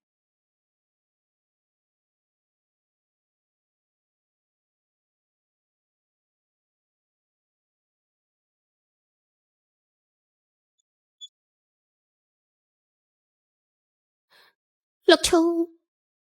ញាក់ហើយមែនទេលោកជួយឲ្យមនុស្សយកឈុតពីម្សិលមិញមកឲ្យខ្ញុំតិចបានទេនឹងគឺជារបស់មិត្តខ្ញុំទេខ្ញុំត្រូវយកទៅឲ្យនាងវិញ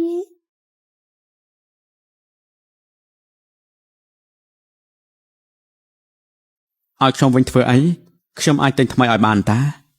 ដៃសារលោកមិនចូលចិត្តឈុតបែបហ្នឹងមិនអញ្ចឹងទេ ខាងស៊ីយេនាងរៀនយល់បន្តិចបានទេនាងចង់ពាក់អ្វីក៏ពាក់ទៅមិនចាំបាច់យល់ចិត្តខ្ញុំរហូតបាត់បង់ម្ចាស់ការលើខ្លួនឯងទេពិភពរបស់នាងសម្រេចចិត្តលើខ្លួនឯងទៅ ជាការពិតមែនទេ អញ្ចឹងនាងចូលចិត្តបែបណា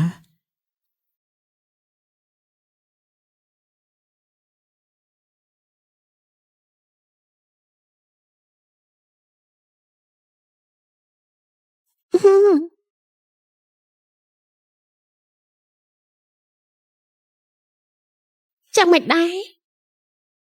ស្អាតណាស់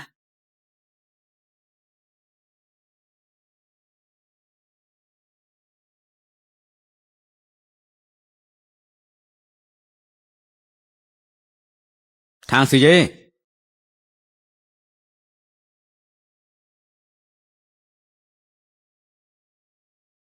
នេះកាតខ្មៅរបស់ខ្ញុំចំនួនលុយគ្មានដែនកំណត់ពេញចិត្តចង់ទិញអីក៏ទិញទៅ ចាអរគុណហាស៊ីយេលោកគឺប្រធានឈូមែនទេលោកនិងស៊ីយេនៅជាមួយគ្នាគឺគ្មានទេលោកប្រហែលជារវល់ហើយអញ្ចឹងខ្ញុំទៅសិន សួស្ដីខ្ញុំស៊ូជីន សួស្ដីខ្ញុំឮឈ្មោះលោកមកយូរហើយខ្ញុំជាអ៊ីនូន អ្នកនាងឈីវក្រុមហ៊ុនអ៊ីគ្រប់តាមែនទេ មិនដល់ថ្នាក់មានឈ្មោះជាអ្នកមានអីទេមិននឹកស្មានថាប្រធានធំលំដាប់លោកឈូនៅចាំក្រុមហ៊ុនប៉ាខ្ញុំបានតែយល់ដល់ខ្ញុំនិងស៊ីយេជាមិត្តសម្លាញ់អ្នកគ្នាខ្ញុំសូមឲ្យប្រធានជូផ្ដល់ឱកាសឲ្យប៉ាខ្ញុំផងនូនកុំនិយាយចឹងអីយើងគ្មានអីនឹងគ្នាទេ បានតាដៃគូផ្សារឆោមមាសនេះខ្ញុំនឹងយកក្រុមហ៊ុនអ៊ីគ្រប់មកពិចារណាម្ដងទៀត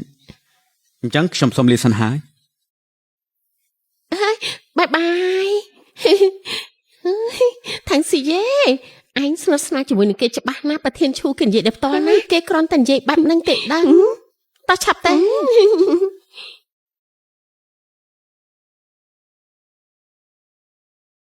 ทางស៊ុយជេ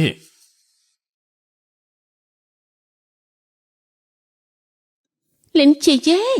ហេតុអីសភាពលោកខ្លាចទៅជាបែបនេះ ហាងស៊ីយេនាងសោយស្អីនៅទីនេះរឹកដូចជាខ្ពង់ខ្ពស់ណាស់ណោះនាងប្រើវិធីណាតោងបងធំយើងបានធ្វើឲ្យយើងដេកលើក្រែយ៉ាងយូរ នឹងក៏ព្រោះតែលោកខ្លួនឯងទាំងអស់ហ្នឹងចរិតមិនល្អពូកែធ្វើបាបមនុស្សស្រីសមនឹងត្រូវបែបនេះហើយ មានមនុស្សនៅពីក្រោយខ្នងទើបហ៊ានមកថាឲ្យយើងបែបនេះនេះជាឈុតដែលចេញថ្មីនោះមែនទេមើលទៅបងធំទិញឲ្យហើយកុំគិតថាធ្វើខ្លួនស្អាតបានហើយនឹងខ្លាយទៅជាហង្សនោះយើងប្រាប់ទៅចុះមន់ព្រៃយ៉ាងណាក៏នៅតែមន់ព្រៃ បើមាត់ឆ្កែអញ្ចឹងឆាប់បាត់មាត់ទៅ ថាងស៊ីយេកុំគិតថាបានដេកជាមួយបងធំយើងហើយស្រួលអស់មួយជីវិតនោះមនុស្សប្រុសគ្រាន់តែជ្រួលជ្រើមរបស់ថ្មីចាំបងធំយើងគៀនាងចោលពេលណាយើងនៅជន់នេះកប់ដី តោះតែយើង ហាងស៊ីយេអាទិត្យក្រោយគ្រួសាររបស់យើងធ្វើពិធីជប់លៀងដ៏ធំមួយរបស់គ្រួសារប្រកាសជាបងស្រីអញ្ញារបស់យើងចូលរួមមិនខានមនុស្សដូចបងស្រីយើងទើបគ្រួសារឈូទទួលស្គាល់ចុះនាងវិញជាស្អីទៅ ពិធីជប់លៀងគ្រួសារ មែនហើយចុះពិធីជប់លៀងគ្រួសាររបស់ឯងឬមួយក៏ឯងនាំនាងទៅពិតមែនពេលនេះចាស់ទុំបានដឹងអស់ហើយថាឯងនាំស្រីចេញពីកម្មវិធីរឿងនេះមិនយូរទេច្បាស់ជាបានដឹងដល់ទៅជាប៉ាឯងជាមិនខាននោះទេ បើសិនជាអញ្ចឹងហេតុអីក៏យើងមិនអាចនាំនាងទៅបាន ស៊ូជីនបើឯងនាំនាងចូលនៅក្នុងកម្មវិធីគ្រួសារស្មើនឹងឯងប្រកាសថាជាអ្នកស្រីស៊ូឈិននាងមិនអាចស៊ូជាមួយមនុស្សជុំវិញខ្លួនបានទេនាងគ្រាន់តែជាក្មេងស្រីធម្មតាតែប៉ុណ្ណោះបើឯងចាត់ទុកនាងជារបស់លេងសើចកំណត់ទៅអីលើកលែងតែឯងពិតជាស្រឡាញ់នាងពិតមែន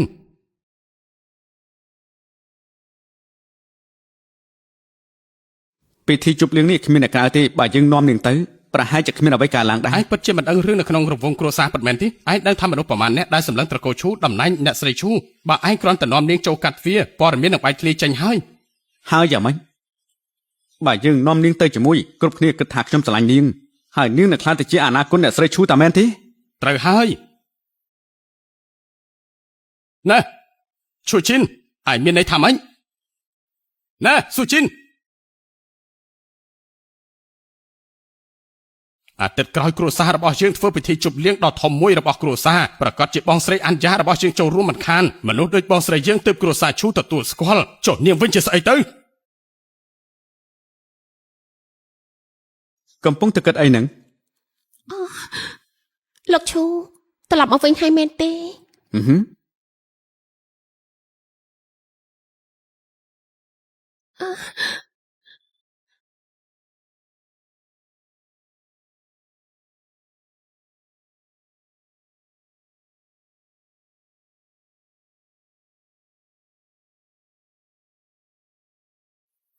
លោកឈូ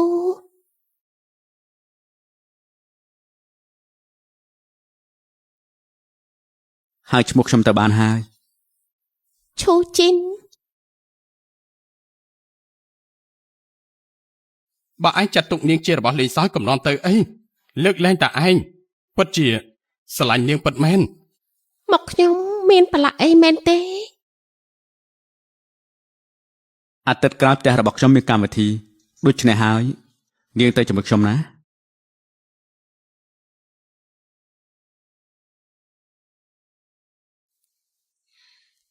គេនាំខ្ញុំទៅជាមួយបែបនេះគ្រប់គ្នានឹងដឹងរឿងរបស់យើងក៏ប៉ុន្តែពួកយើង ចង់គិតមែនទេថាងសឺយេខ្ញុំប្រាប់ហើយថានាងមានសិទ្ធិបដិសេធតា លោកឈូលោកឲ្យខ្ញុំទៅពិធីជប់លៀងក្នុងគ្រួសារលោកដូចជាមិនសើសមទេ ខ្ញុំក៏ដូចជាច្បាយរបស់នាងអញ្ចឹងថែមទាំងបើកប្រាក់ខែឲ្យនាងផងនាងគិតមិនចង់ធ្វើការទេហ៎ ទោះបីខ្ញុំបដិសេធក៏នៅតែមិនបាន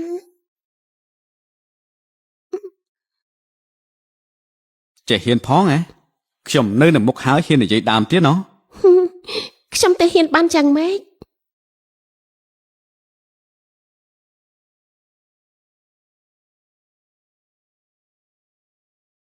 លោកពូឈូ នាងនឹងអាជីនមើលទៅដូចជាមិនដំណើរការទៅមុខសោះពិធីជប់លៀងនៅថ្ងៃស្អែកនេះខ្ញុំបានដឹងអស់ហើយ សំទោសដែលខ្ញុំមិនបានការខ្លួនឯងមិនអាចសប្បាយចាប់បេះដូងអាជីនបានប៉ុន្តែនាងស្រីមុខក្រាស់ម្នាក់នឹងវាទៅដេកជាមួយនឹងអាជីនខ្ញុំធ្វើរឿងថោកទាបបែបហ្នឹងមិនរួចទេ គ្រាន់តែលេលៀបថោកទាបមិនអាចដាក់លើតុបានទុកចិត្តចុះកូនក្រមុំអាជីនណាត្រូវតែជាមនុស្សដែលមានឋានៈប្រហាក់ប្រហែលនឹងគ្នាមនុស្សស្រីបែបហ្នឹងមិនស័ក្តិសមទេ ពិធីជប់លៀងនេះនាងត្រូវតែមកត្រូវតែធ្វើឲ្យគេដឹងខ្លួនហើយដកខ្លួនចេញទៅវិញ ជាការពិតមែនទេអរគុណណាស់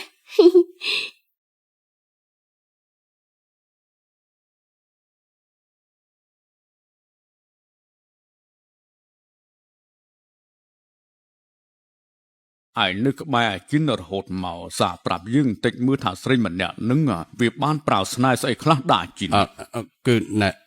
រឿងនេះខ្ញុំក៏មិនដឹងដូចគ្នាដែរ ណាហើយចុងយ៉ាងណាក្មេងស្រីម្នាក់នេះក៏មិនអាចទទួលខុសត្រូវតំណែងអ្នកស្រីឈូបានដែរយើងពិតជាមិនយល់ស្របជាដាច់ខាត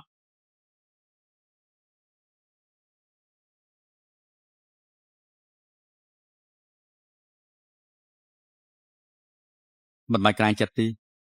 ពេលដែលចូលទៅដល់ហើយអ្នកដែលអង្គុយក្បាលតុនោះគឺប៉ារបស់ខ្ញុំហើយចំណែកនៅខាងស្ដាំម៉ាក់របស់ខ្ញុំនាងចាំប៉ាម៉ាក់ខ្ញុំបានហើយអ្នកផ្សេងមិនសំខាន់ទេ ហើយបមារបស់លោកគិតថាយើងជាសង្សារនឹងគ្នាពិតមែនហើយគាត់ឲ្យខ្ញុំ100លានដើម្បីបែកពីលោកតែខ្ញុំធ្វើយ៉ាងម៉េច ខាងសយេម៉ាក់របស់ខ្ញុំគឺជាអ្នកវិនិយោគប្រព្រឹត្តទៅតាមច្បាប់ហើយកបងពុនទៀងទាត់គាត់គ្មានលុយសុទ្ធដល់ថ្នាក់នឹងទេ សំទោខ្ញុំឃើញនៅក្នុងរឿងប្រឡំលោកប្រធានដូចជាលោកខ្ញុំស្មានតែពួកលោកទៅណាមកណាមានអង្គរៈអមជាមួយទៅទៀតផង ប្រធានក្រុមហ៊ុនមិនមែនជាអ្នកលេងទេនៅក្នុងក្រុមហ៊ុនមិនអនុញ្ញាតឲ្យធ្វើជាអ្នកលេងទេនាងជប់អានប្រឡំលោករឿងអ្នកលេងទៀតទៅគ្រួសារខ្ញុំមិនមែនអញ្ចឹងទេ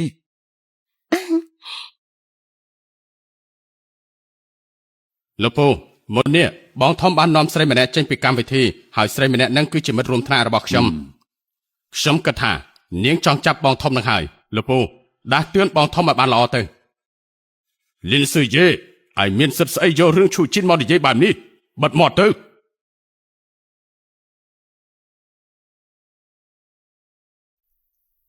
ជំរាបសួរ អាយ៉ាបងស្រីអញ្ញាបងមកបានយ៉ាងម៉េចហ្នឹងបងធំប្របួតបងមកមែនទេខ្ញុំថាហើយបងស្រីមិននឹងទៅស្រឡាញ់ស្រីលំដាប់នឹងយ៉ាងម៉េចទៅមកខាងនេះអញ្ជើញអង្គុយទៅបង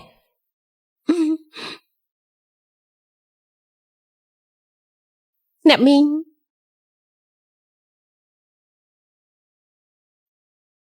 អោះមែនហើយឯណាបងធំហេតុអីក៏មិនឃើញគាត់មកអញ្ចឹង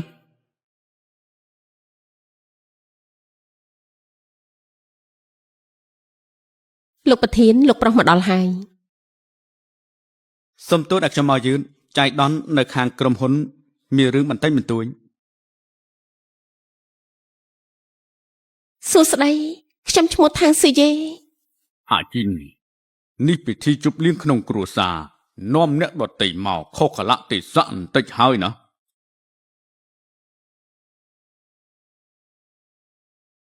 លោកប៉ាក៏នាំអ្នកក្រៅមកដែរ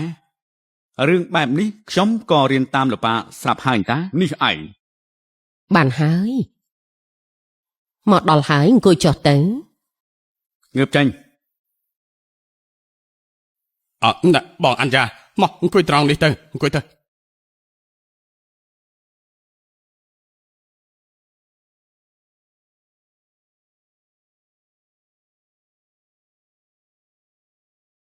អាជីងថ្ងៃនេះអញ្ញាក៏នៅដែរអញនាំស្រីផ្សេងមកជាមួយមើលទៅមិនស័ក្តិសមទេ ត្ ណា រូវហើយនៅនាងអញ្ញាហើយនឹងឯងបានភ្ជាប់ពាក្យជាមួយគ្នាហើយណោះ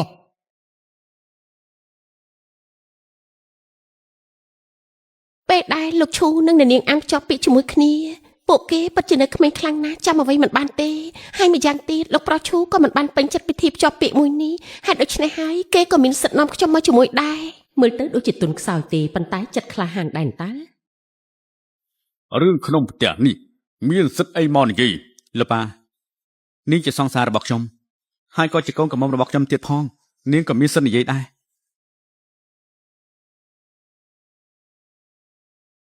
មកតាមយើង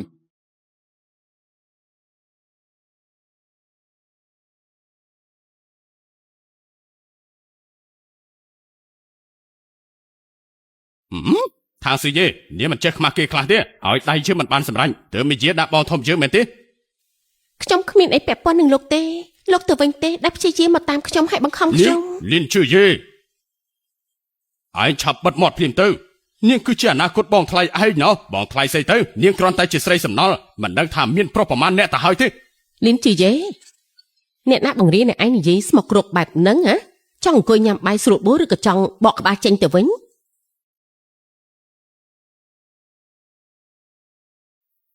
សម្លឹងអ្នកដទៃបែបនេះវាមិនសុភាពទេណាអើខ្ញុំសុំទោសអ្នកមីងខ្ញុំគ្រាន់តែមានអារម្មណ៍ថាអ្នកមីងពិតជាស្អាតណាស់ទាំងទន់ភ្លន់ហើយនឹងស្រស់ស្អាតទើបបានជាភ្លេចខ្លួនសម្លឹងតិចទៅ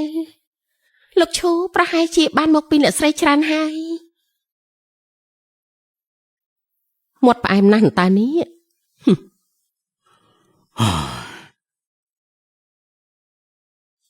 លោកប៉ាដំបូងខ្ញុំក៏មិនចូលចិត្តអានយ៉ាដែរហេតុអីក៏ខ្ញុំមានអ្នកផ្សេងលោកប៉ាមិនពេញចិត្តបែបនេះទោះអានយ៉ាមានលេខឈាមច្រើនតិចមែនតែនាងមានត្រកូលអន់ជួយគ្រប់គ្រងពីក្រោយហើយក៏អាចជួយដល់ឯងបានក៏ប៉ុន្តែក្មេងស្រីដែលឯងនាំមកនេះណាស្អីក៏គ្មានតិចរឿងអីដែលយើងយល់ស្របលោកប៉ាត្រកូលអានឈានមកដល់ចំណុចនេះបានដោយសារតែខ្ញុំយល់មុខដល់លោកតាបានជាខ្ញុំជួយពួកគេដូច្នេះហើយខ្ញុំមិនចាំបាច់ពឹងពាក់ពួកគេទេចិត្តក្មេងស្រីម្នាក់នឹងណាស្លូតបូតពេកហើយនាងមិនអាចធ្វើអ្នកស្រីឈូបានទេបើឲ្យនាងចូលក្នុងរង្វង់អ្នកដែលមានអំណាចនឹងត្រូវគេធ្វើបាបរហូតមិនសល់ឆ្អឹងខ្ញុំបង្រៀននាងនៅខ្លួនឯងឲ្យនាងធ្វើយ៉ាងម៉េចបើសិនជានាងចង់ពាក់ព័ន្ធនៅក្នុងរឿងបែបនេះខ្ញុំមិនបខំនាងទេនាងក៏មានសិទ្ធិជ្រើសរើសផ្លូវដល់ខ្លួនឯងឯនេះពិតជារឹងរូសមិនចុះញោមមែនពិតជាកាយមិនបានមែនលោកប៉ាយ៉ាងម៉េចគិតយល់ហើយមែនទេកុំដំឡើងសម្លេងដាក់នេះខ្លាំងពេកនាងប្រកែកខ្លាចណាស់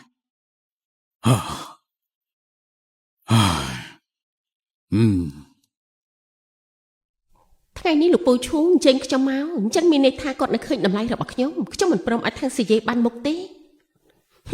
មិនដឹងថាអ្នកនាងខាងមកពីតកូលណាដែរទើបបានជាធ្វើឲ្យអាជីនលងដល់ថ្នាក់នេះដើមកំណើតប្រហែលជាល្អហើយមើលទៅខ្ញុំគ្រាន់តែជាកូនស្រីសាមញ្ញធម្មតាម្នាក់ខ្ញុំនិងលោកឈូបានស្គាល់គ្នាដោយចៃដន្យមែនហើយផ្ទះរបស់នាងនៅក្នុងព្រៃភ្នំសូម្បីតែថ្លៃសាលាក៏នាងរកបងខ្លួនឯងមិនដឹងជាមានសំណាងមកពីណាធ្វើឲ្យបងធំយើងស្រឡាញ់នាងបាននោះមានចំណុចពូកែមានតែចំណុចមិនល្អពិតជាមិនស័ក្តិសមជាមួយអាជីនពុតមែនប៉ុន្តែនាងខាងនេះក៏ជាមនុស្សមានល្បិចដែរតើនាងគ្រាន់តែចេះប្រើមុខមាត់ទៅលលួងអញ្ញ៉ាស៊ូមិនបានទេប្រកាសហើយកូនអ្នកមានដូចជាអញ្ញ៉ាណាមិនដឹងពីវិធីមនុស្សថោកទាបប្រើកំណត់ខាងក្រោមទៅលួងមនុស្សប្រុសបែបនឹងបានទេ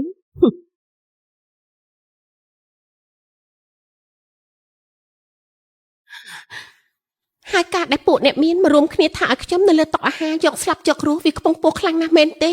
ពេលនេះខ្ញុំអាចនឹងមិនស័ក្តិសមជាមួយគេតែថ្ងៃអនាគតក៏មិនប្រកាសដែរ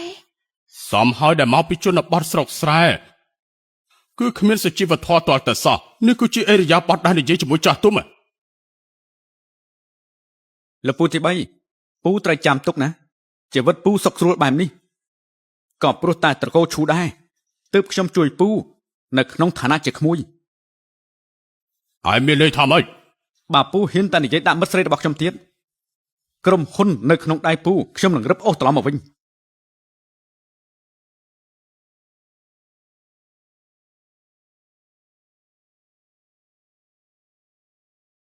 ប៉ុណ្ណឹងបានហើយអាជីនបែរជានាំមិត្តស្រីរបស់ឯងមកជជែកគ្នាលោឡាទៅកើតនេះប៉ុណ្ណឹងបានហើយនាំគ្នាញ៉ាំបាយទៅខាងស៊ីយេឯងនេះពិតជាពូកែមែនហេតុអីណាក៏គេជួយឯងមិនបានទេខ្ញុំត្រូវរកវិធីកម្ចាត់វាចេញពីអាជីនឲ្យទាល់តែបានមិនអីទេចាំព្រឹកស្អែកចាំខ្ញុំជូនទៅណា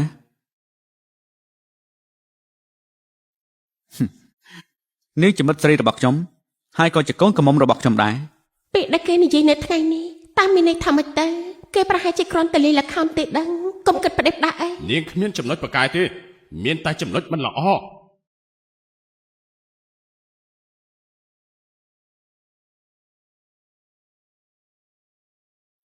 កុំគិតច្រើនអីខ្ញុំគ្រាន់តែមិននឹកស្មានថាលោកឈូក៏ត្រូវបង្ខំមករៀបការដូចគ្នាលើកនេះលោកអាចលេងល្ខោនបិទបាំងសាច់ញាតិបានលើកក្រោយធ្វើយ៉ាងម៉េចទៀតអ្នកណាប្រាប់នាងទៅ ថាជាការលេងល្ខោននោះ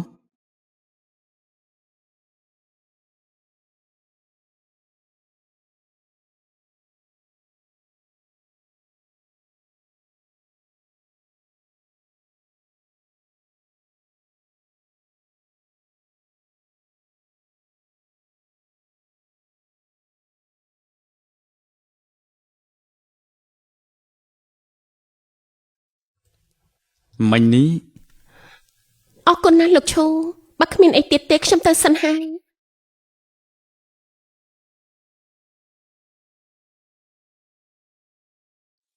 ការដែលលោកប្រុសឈូនិយាយអំបញ្ញមិញតើមានន័យថាម៉េចមិនបានលេងល្ខោនទេមែនទេ នាងគ្មានចំណុចប្រកែកទេមានតែចំណុចមិនល្អ ហ៎អេសេជេអញមកធ្វើអីនៅកន្លែងនេះហេតុអីមិនឡើងទៅបន្ទប់នូនខ្ញុំមានរឿងចង់សួរឯងបន្តិចឧទាហរណ៍ថាគ្រាន់តែជាឧទាហរណ៍ទេណាឧទាហរណ៍ថាមានមនុស្សប្រុសម្នាក់ដែលពូកែខ្លាំងណាស់គេនាំឯងទៅជួបឪពុកម្ដាយរបស់គេនៅផ្ទះហើយថែមទាំងប្រាប់ទៀតថាគេស្មោះត្រង់នឹងឯងប្រធានឈូនាំឯងទៅផ្ទះមែនទេហើយមិនមែនទេជារឿងរបស់មិត្តខ្ញុំអូហើយយ៉ាងម៉េចទៀតប៉ុន្តែមិត្តរបស់ខ្ញុំគិតថាវាមិនអាចទៅរួចទេព្រោះនាងគ្រាន់តែជាមនុស្សស្រីធម្មតាព្រះហើយទោះបីជាមនុស្សពូកែកម្រិតណាមុនដំបូងក៏ជាមនុស្សធម្មតាដែលធ្លាប់ឆ្លងការរឿងលំបាកដើម្បីសវ៉ាឡើងគ្រប់គ្នានឹងដូចជាយើងនេះអញ្ចឹងទោះបីគ្រួសារយើងមានកម្រិតណាយើងជាមនុស្សដែលគ្មានសមត្ថភាពប៉ារបស់យើងក៏មិនប្រកល់ក្រុមហ៊ុនឲ្យយើងដែរស៊ីជេអញគឺជាសិស្សពូកែគ្រប់មុខវិជ្ជាផ្នែកតន្ត្រីក៏ពូកែហើយថែមទាំងមានចិត្តល្អទៀតជីវិតឯងទើបតែចាប់ផ្ដើមកុំមើងងាយខ្លួនឯងអីយល់ហើយ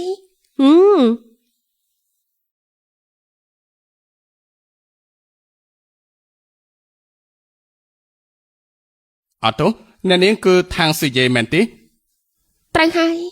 មានអីមែនទេ រកឃើញហើយខ្ញុំគឺជាសិស្សច្បងរួមថ្នាក់ជាមួយនាងណាប្រហែលជានាងដឹងហើយមែនទេរាល់ឆ្នាំមានការជ្រើសរើសអ្នកសិក្សាទៅរៀននៅក្រៅប្រទេស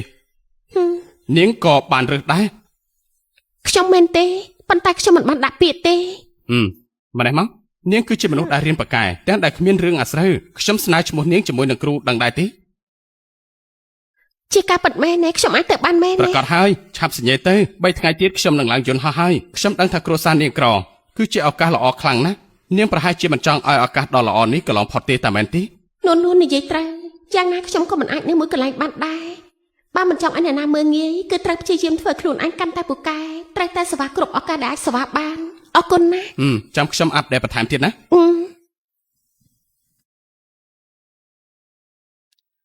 សាប់អូនខ្ញុំលាសិនហើយ បាយបាយ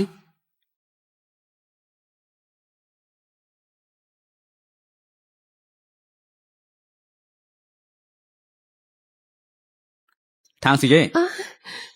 មិញជាណា នោះគឺសាច់ច្បងគាត់ជាមនុស្សល្អខ្លាំងណាស់ខ្ញុំមិនដឹងថាគួរតែប្រាប់លោកប្រុសឈូយ៉ាងមិនល្អទេចាំតិចទៀតទៅខ្ញុំសម្រេចចិត្តឲ្យបងទិញសបុតយន្តហោះតែម្ដងទេ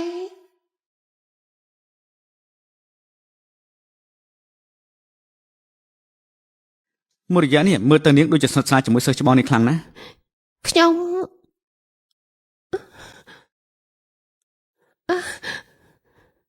លោកឈូខ្ញុំមានរឿងចង់ប្រាប់លោកខ្ញុំទៅរៀនតនៅឯក្រៅប្រទេសហើយ ខ្ញុំមិនអនុញ្ញាត ខានស្អែកនេះធ្វើដំណើរហើយខ្ញុំក៏ទិញសបុតយន្តហោះរួចទៀតខ្ញុំ ខាងស្អែកនេះនាងប្រហែលជារៀបកម្រងយូរហើយមែនទេចង់ទៅជាមួយអាសិស្សច្បងម្នាក់នឹងណាមែនទេ គេជួយដាក់ស្នាឲ្យខ្ញុំហើ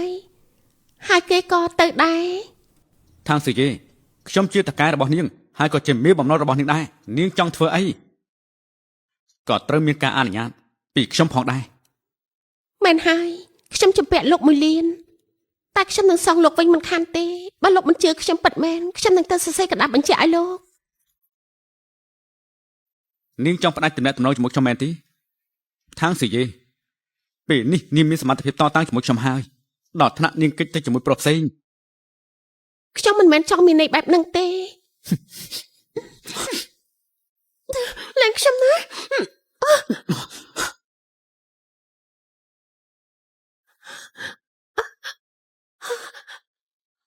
លោកឈូ ทางซีเจខ្ញុំបានបង្រៀននេះយូរហើយមិននឹកស្មានថាមនុស្សដំបូងដែលនេះធ្វើដាក់គឺខ្ញុំទេកាន់តែពូកែហាញតា លោកឈូខ្ញុំ លោកឈូ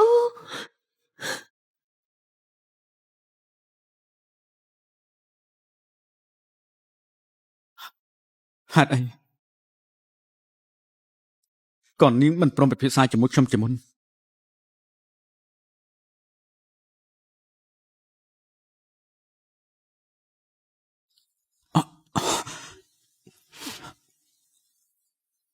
សុំទោសណា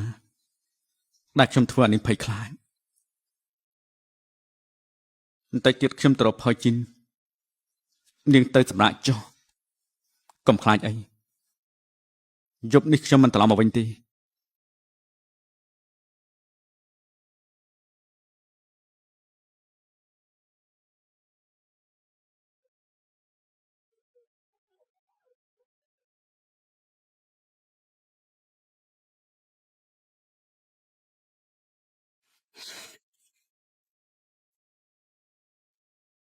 ឯងនាំស្រីតូចត្រឡប់ទៅផ្ទះវិញហើយតាយ៉ាងម៉េចនៅមិនអូខេទៀតមែនទេ ប្រហែលជាធ្វើអានេះខ្លាចហើយនៅសុកនាងក៏ចង់ទៅរៀនបន្តថែមទាំងទៅជាមួយសិស្សច្បងនាងដែលមិនដឹងថាចេញមកពីណាទៀត នេះឯងប្រច័ណ្ឌមែនទេបាននិយាយទៅឯងអាយុច្រើនជាងនាងដល់ទៅ8ឆ្នាំនាងកំពុងតែចង់ឲ្យខ្លួននាងល្អនាងចង់បន្តរៀននៅក្រៅប្រទេសតាមមានបញ្ហាស្អីទៅ ทางស៊ីយេនាងជឿជាក់លើខ្ញុំបន្តិចបានទេចង់បានអ្វីនាងអាចឲ្យខ្ញុំទៅដណ្ដើមបានខ្ញុំអាចជួយនាងឲ្យផុតពីរឿងបថុយប្រឋានពិតជាល្ងងមែន ឯងមិនមែនខ្លាចថាពេលដែលនាងទៅរស់នៅក្រៅប្រទេសហើយនោះនឹងកិច្ចទៅនៅជាមួយអ្នកដទៃទេណាឈូជីនឯងជឿជាក់លើខ្លួនឯងបន្តិចទៅ ធ្វើយ៉ាងម៉េចទៅបើខ្ញុំចាស់ជាងនាងដល់ទៅ8ឆ្នាំ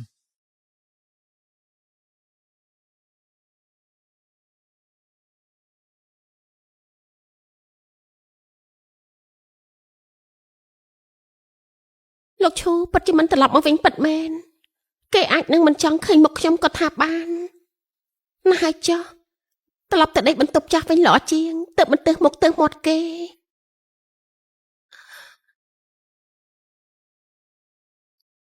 អាឡូសាច់ច្បងចាខ្ញុំដឹងហើយខ្ញុំនឹងទៅទិញសម្បត្តិយន្តហោះឥឡូវនេះ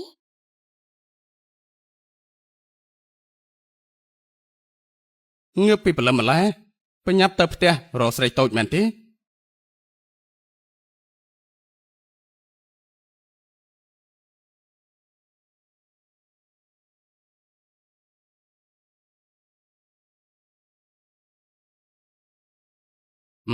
មិនបាញ់ញ៉ាំទៀតទេ ហើយទៅណានឹង ទៅផ្ទះយើង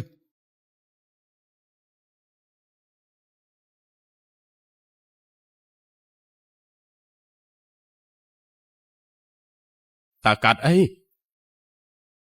ทางស៊ីយេនាងចេញទៅបាត់ហើយ ស្រីតូចនេះពិតជាក្លាហានមែន ដូចជាផ្លែកនៅខាងក្រៅនាងក៏មិនសូវមានសង្គមប្រមាណដែរបើបានអាហារូបករណ៍រៀនគួរតែអ្នកថ្មីច្រើនជាងហេតុអីក៏សិស្សច្បងរបស់នាងមិនដែលណែនាំនាងអញ្ចឹងគួរតែទៅស៊ើបទៅរឿងនេះដូចជាមិនស្រួលទេ ណែឯចង់ទៅណានឹង ទៅចាំមនុស្ស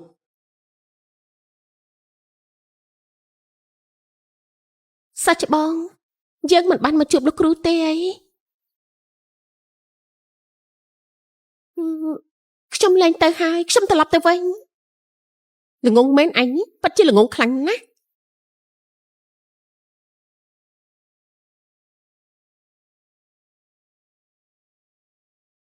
អ្នកនាងអានទាំងអស់នេះជាអ្វីដែរអ្នកនាងមែនទេរឿងតរិនបន្តគឺរឿងកុហកមែនទេកុហកយ៉ាងម៉េចយើងពិតជាតាំងចិត្តបញ្ជូនអញទៅក្រៅប្រទេសពិតមែនខ្ញុំលែងទៅហើយខ្ញុំចង់ត្រឡប់ទៅវិញខាងស៊ីយេអញគ្មានសិទ្ធិរើសទេយើងដល់ថ្នាក់យកយន្តហោះផ្ទាល់ខ្លួនជូនអញទៅណាយើងត្រូវការអញទៅឲ្យឆ្ងាយពីជីវិតឈូជីនជារៀងរហូតខ្ញុំដឹងថានាងស្រឡាញ់លោកឈូតែបើគេដឹងថានាងធ្វើរឿងបែបនេះគេក៏កាន់តែស្អប់នាងទង្វើរបស់នាងគឺជាការចាប់ចម្រិតណាខ្ញុំពិតជាមិនដឹងថាអ្វីទៅធ្វើឲ្យឈូជីនស្រឡាញ់ឯងពិតជាល្ងងខ្លាំងណាស់យ៉ាងណាអ្នកដទៃក៏គិតថាឯងទៅរៀនបន្តក្រៅប្រទេសហើយឯងជាអ្នកប្រាប់ឈូជីនឲ្យខ្លួនឯងថាឯងទៅក្រៅប្រទេសឯងក៏ប្រាប់ណាថាឈូជីនគេនឹងមកតាមរកឯងនៅឈរមើលធ្វើអីទៀតចាប់ចងវាទៅ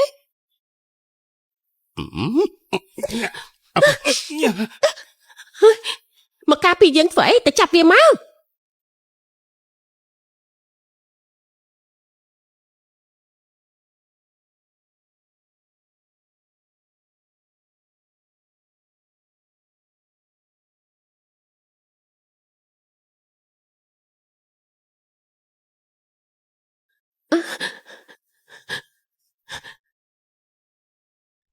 អាជីនវាចង់ទៅក្រៅប្រទេសឡើងចង់ស្លាប់ទៅហើយខ្ញុំកំពុងតែរកឱកាសនេះទៅឲ្យវាការដែលវាព្យាយាមចូលចិត្តបងគឺព្រោះតែលួចតែប៉ុណ្ណោះឯងអាជីន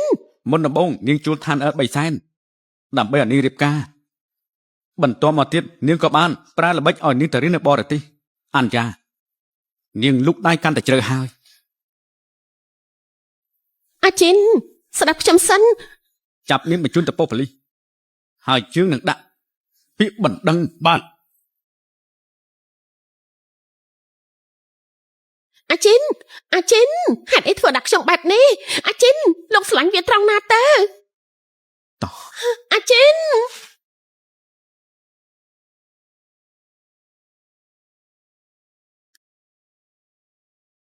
សំទោសណាថ្ងៃនឹងខ្ញុំមិនបានតាំងចិត្តឆ្លោះជាមួយលោកទេខ្ញុំ យំធ្វើអីខ្ញុំមិនបានបន្ទោនាងឯណា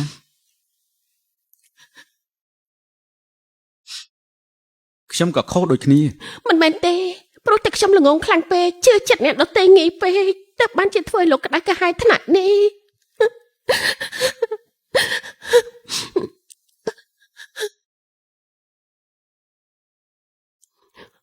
ព្រោះតែថ្ងៃនោះគ្រប់គ្នានិយាយថាខ្ញុំមិនស័ក្តិសមនឹងលោកទើបខ្ញុំព្យាយាមអភិវឌ្ឍខ្លួនឯងខ្ញុំស្មានតែខ្លួនឯងពិតជាមានឱកាសទៅរៀននៅក្រៅប្រទេសពិតមែន គ្រឿងសម្អាងប្រឡាក់អស់ហើយ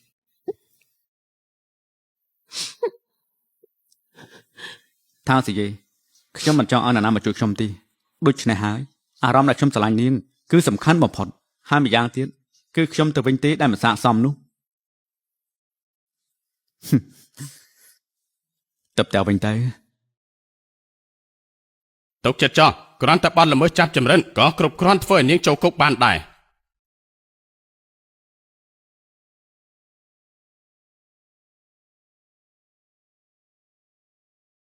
ឧស្សាហ៍មែនដឹងថាខ្លួនឯងធ្វើខុសមែនទេ ខ្ញុំធ្វើឲ្យលោកក្តៅក្រហាយទៀតហើយ យេមិនបាច់ក្រែងចិត្តទេតែក្រែងចិត្តធ្វើអីខ្ញុំបាននាំនាងទៅជួបប៉ាម៉ាក់ខ្ញុំហើយតាដំឡើងឋានៈឲ្យខ្ញុំបន្តិចទៅ ដំឡើងឋានៈអីទៅ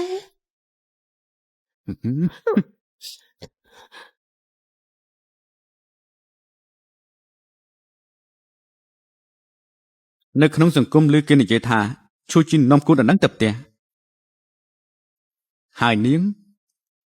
ក៏មិនឲ្យឋានៈខ្ញុំបន្តិចទេហើយនាងមិនឲ្យឋានៈខ្ញុំបន្តិចទេ មិនមែនទេដឹងពួកគេសុទ្ធតែគិតថាខ្ញុំជាអនាគតអ្នកស្រីឈូ អត់ទេនាងនៅតែនៅនាងທາງរហូតមិនចាំបាច់បដូរតកូលអ្វីទេប្រកបណាបើនាងព្រមរៀបការជាមួយខ្ញុំប្រកាសជាសប្បាយចិត្តខ្លាំងណាស់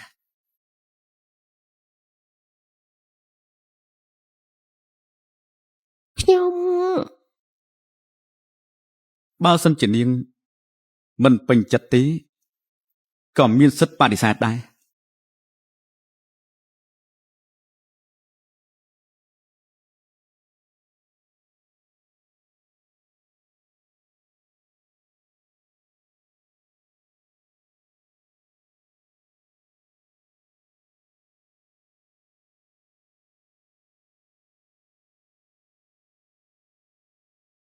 ញាក់ហើយហ៎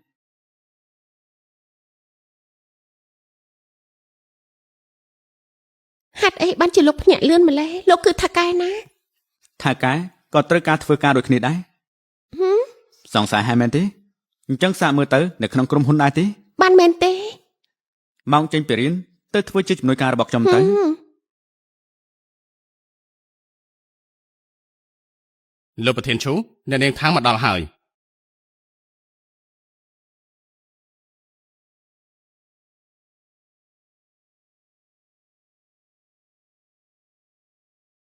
លោកប្រធានឈូអ្នកនាងខាងមកដល់ហើយ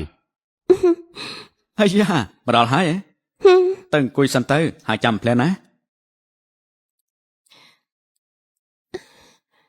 រូបរួមព័ត៌មានអ្នកធុរកិច្ចឲ្យខ្ញុំមួយឈុត យើងធ្លាប់រួមដៃជាមួយយូអឺគ្រប់បានតែម្ដងត្រូវយកព័ត៌មានដែរទេ ចេញទៅចុះ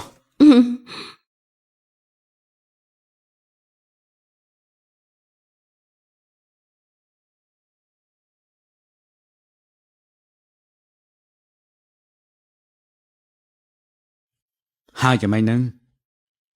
មនុស្សស្រីនៅទីនេះពូកែណាស់គ្រប់គ្នាមានធម៌ពពករបស់ខ្លួនឯងមែនហើយនៅពេលដែលមនុស្សស្រីបានធ្វើអ្វីដែលខ្លួនឯងចូលចិត្តតែងតែមានអារម្មណ៍ថាពិសេសជានិច្ច ពួកគេមិនបានចូលចិត្តធ្វើការទេពួកគេត្រូវការតែលុយនោះទេណា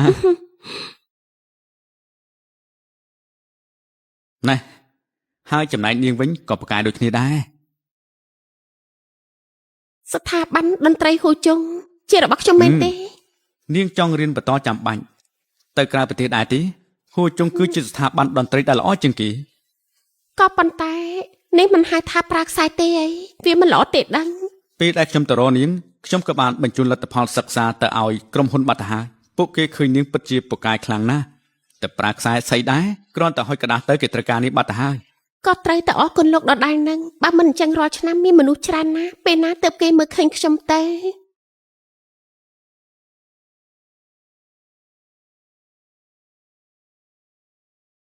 យេការពិតទៅពេលខ្លះនាងក៏ប្រើខ្សែរបស់ខ្ញុំហើយក៏គ្មានអ្វីខូចខាតដែរចាំទុកណាចង់ធ្វើឲ្យនរណាម្នាក់ត្រូវតែ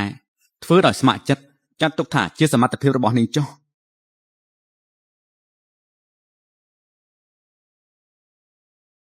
សុំចេញបាន ជំរាបសួរ លោកប៉ាអ្នកម៉ាអឺ មិនបាច់ក្រែងចិត្តទេអង្គុយចុះទៅអង្គុយទៅពួកយើងគ្រាន់តែចូលមកមើលប៉ុណ្ណោះ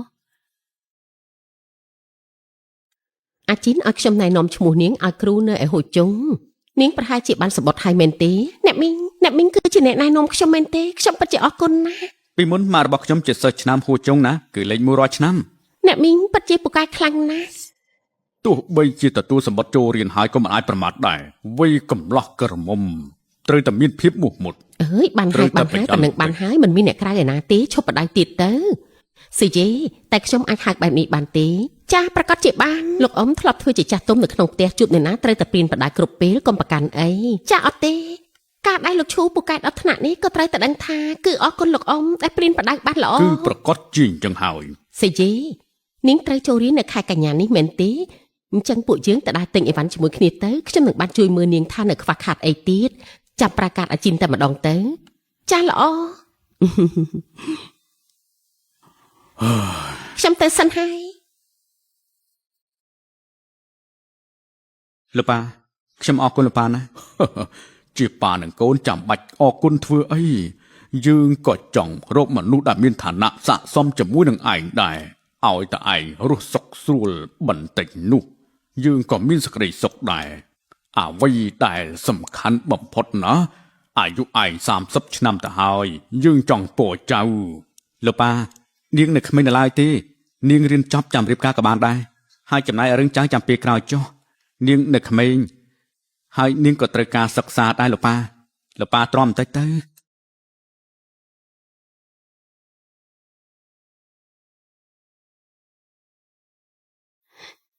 ជូនខ្ញុំប៉ុណ្ណឹងបានហើយជូនតិចទៀតដល់បន្ទប់រៀនឥឡូវហើយ បើអញ្ចឹងពេលដល់ម៉ោងចាំខ្ញុំមកទទួលណា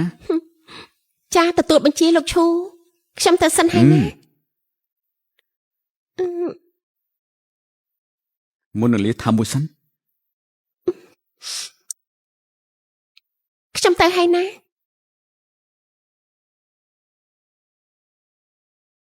ពួកយើងចាប់ហើយយេ អូហូចាំហើយ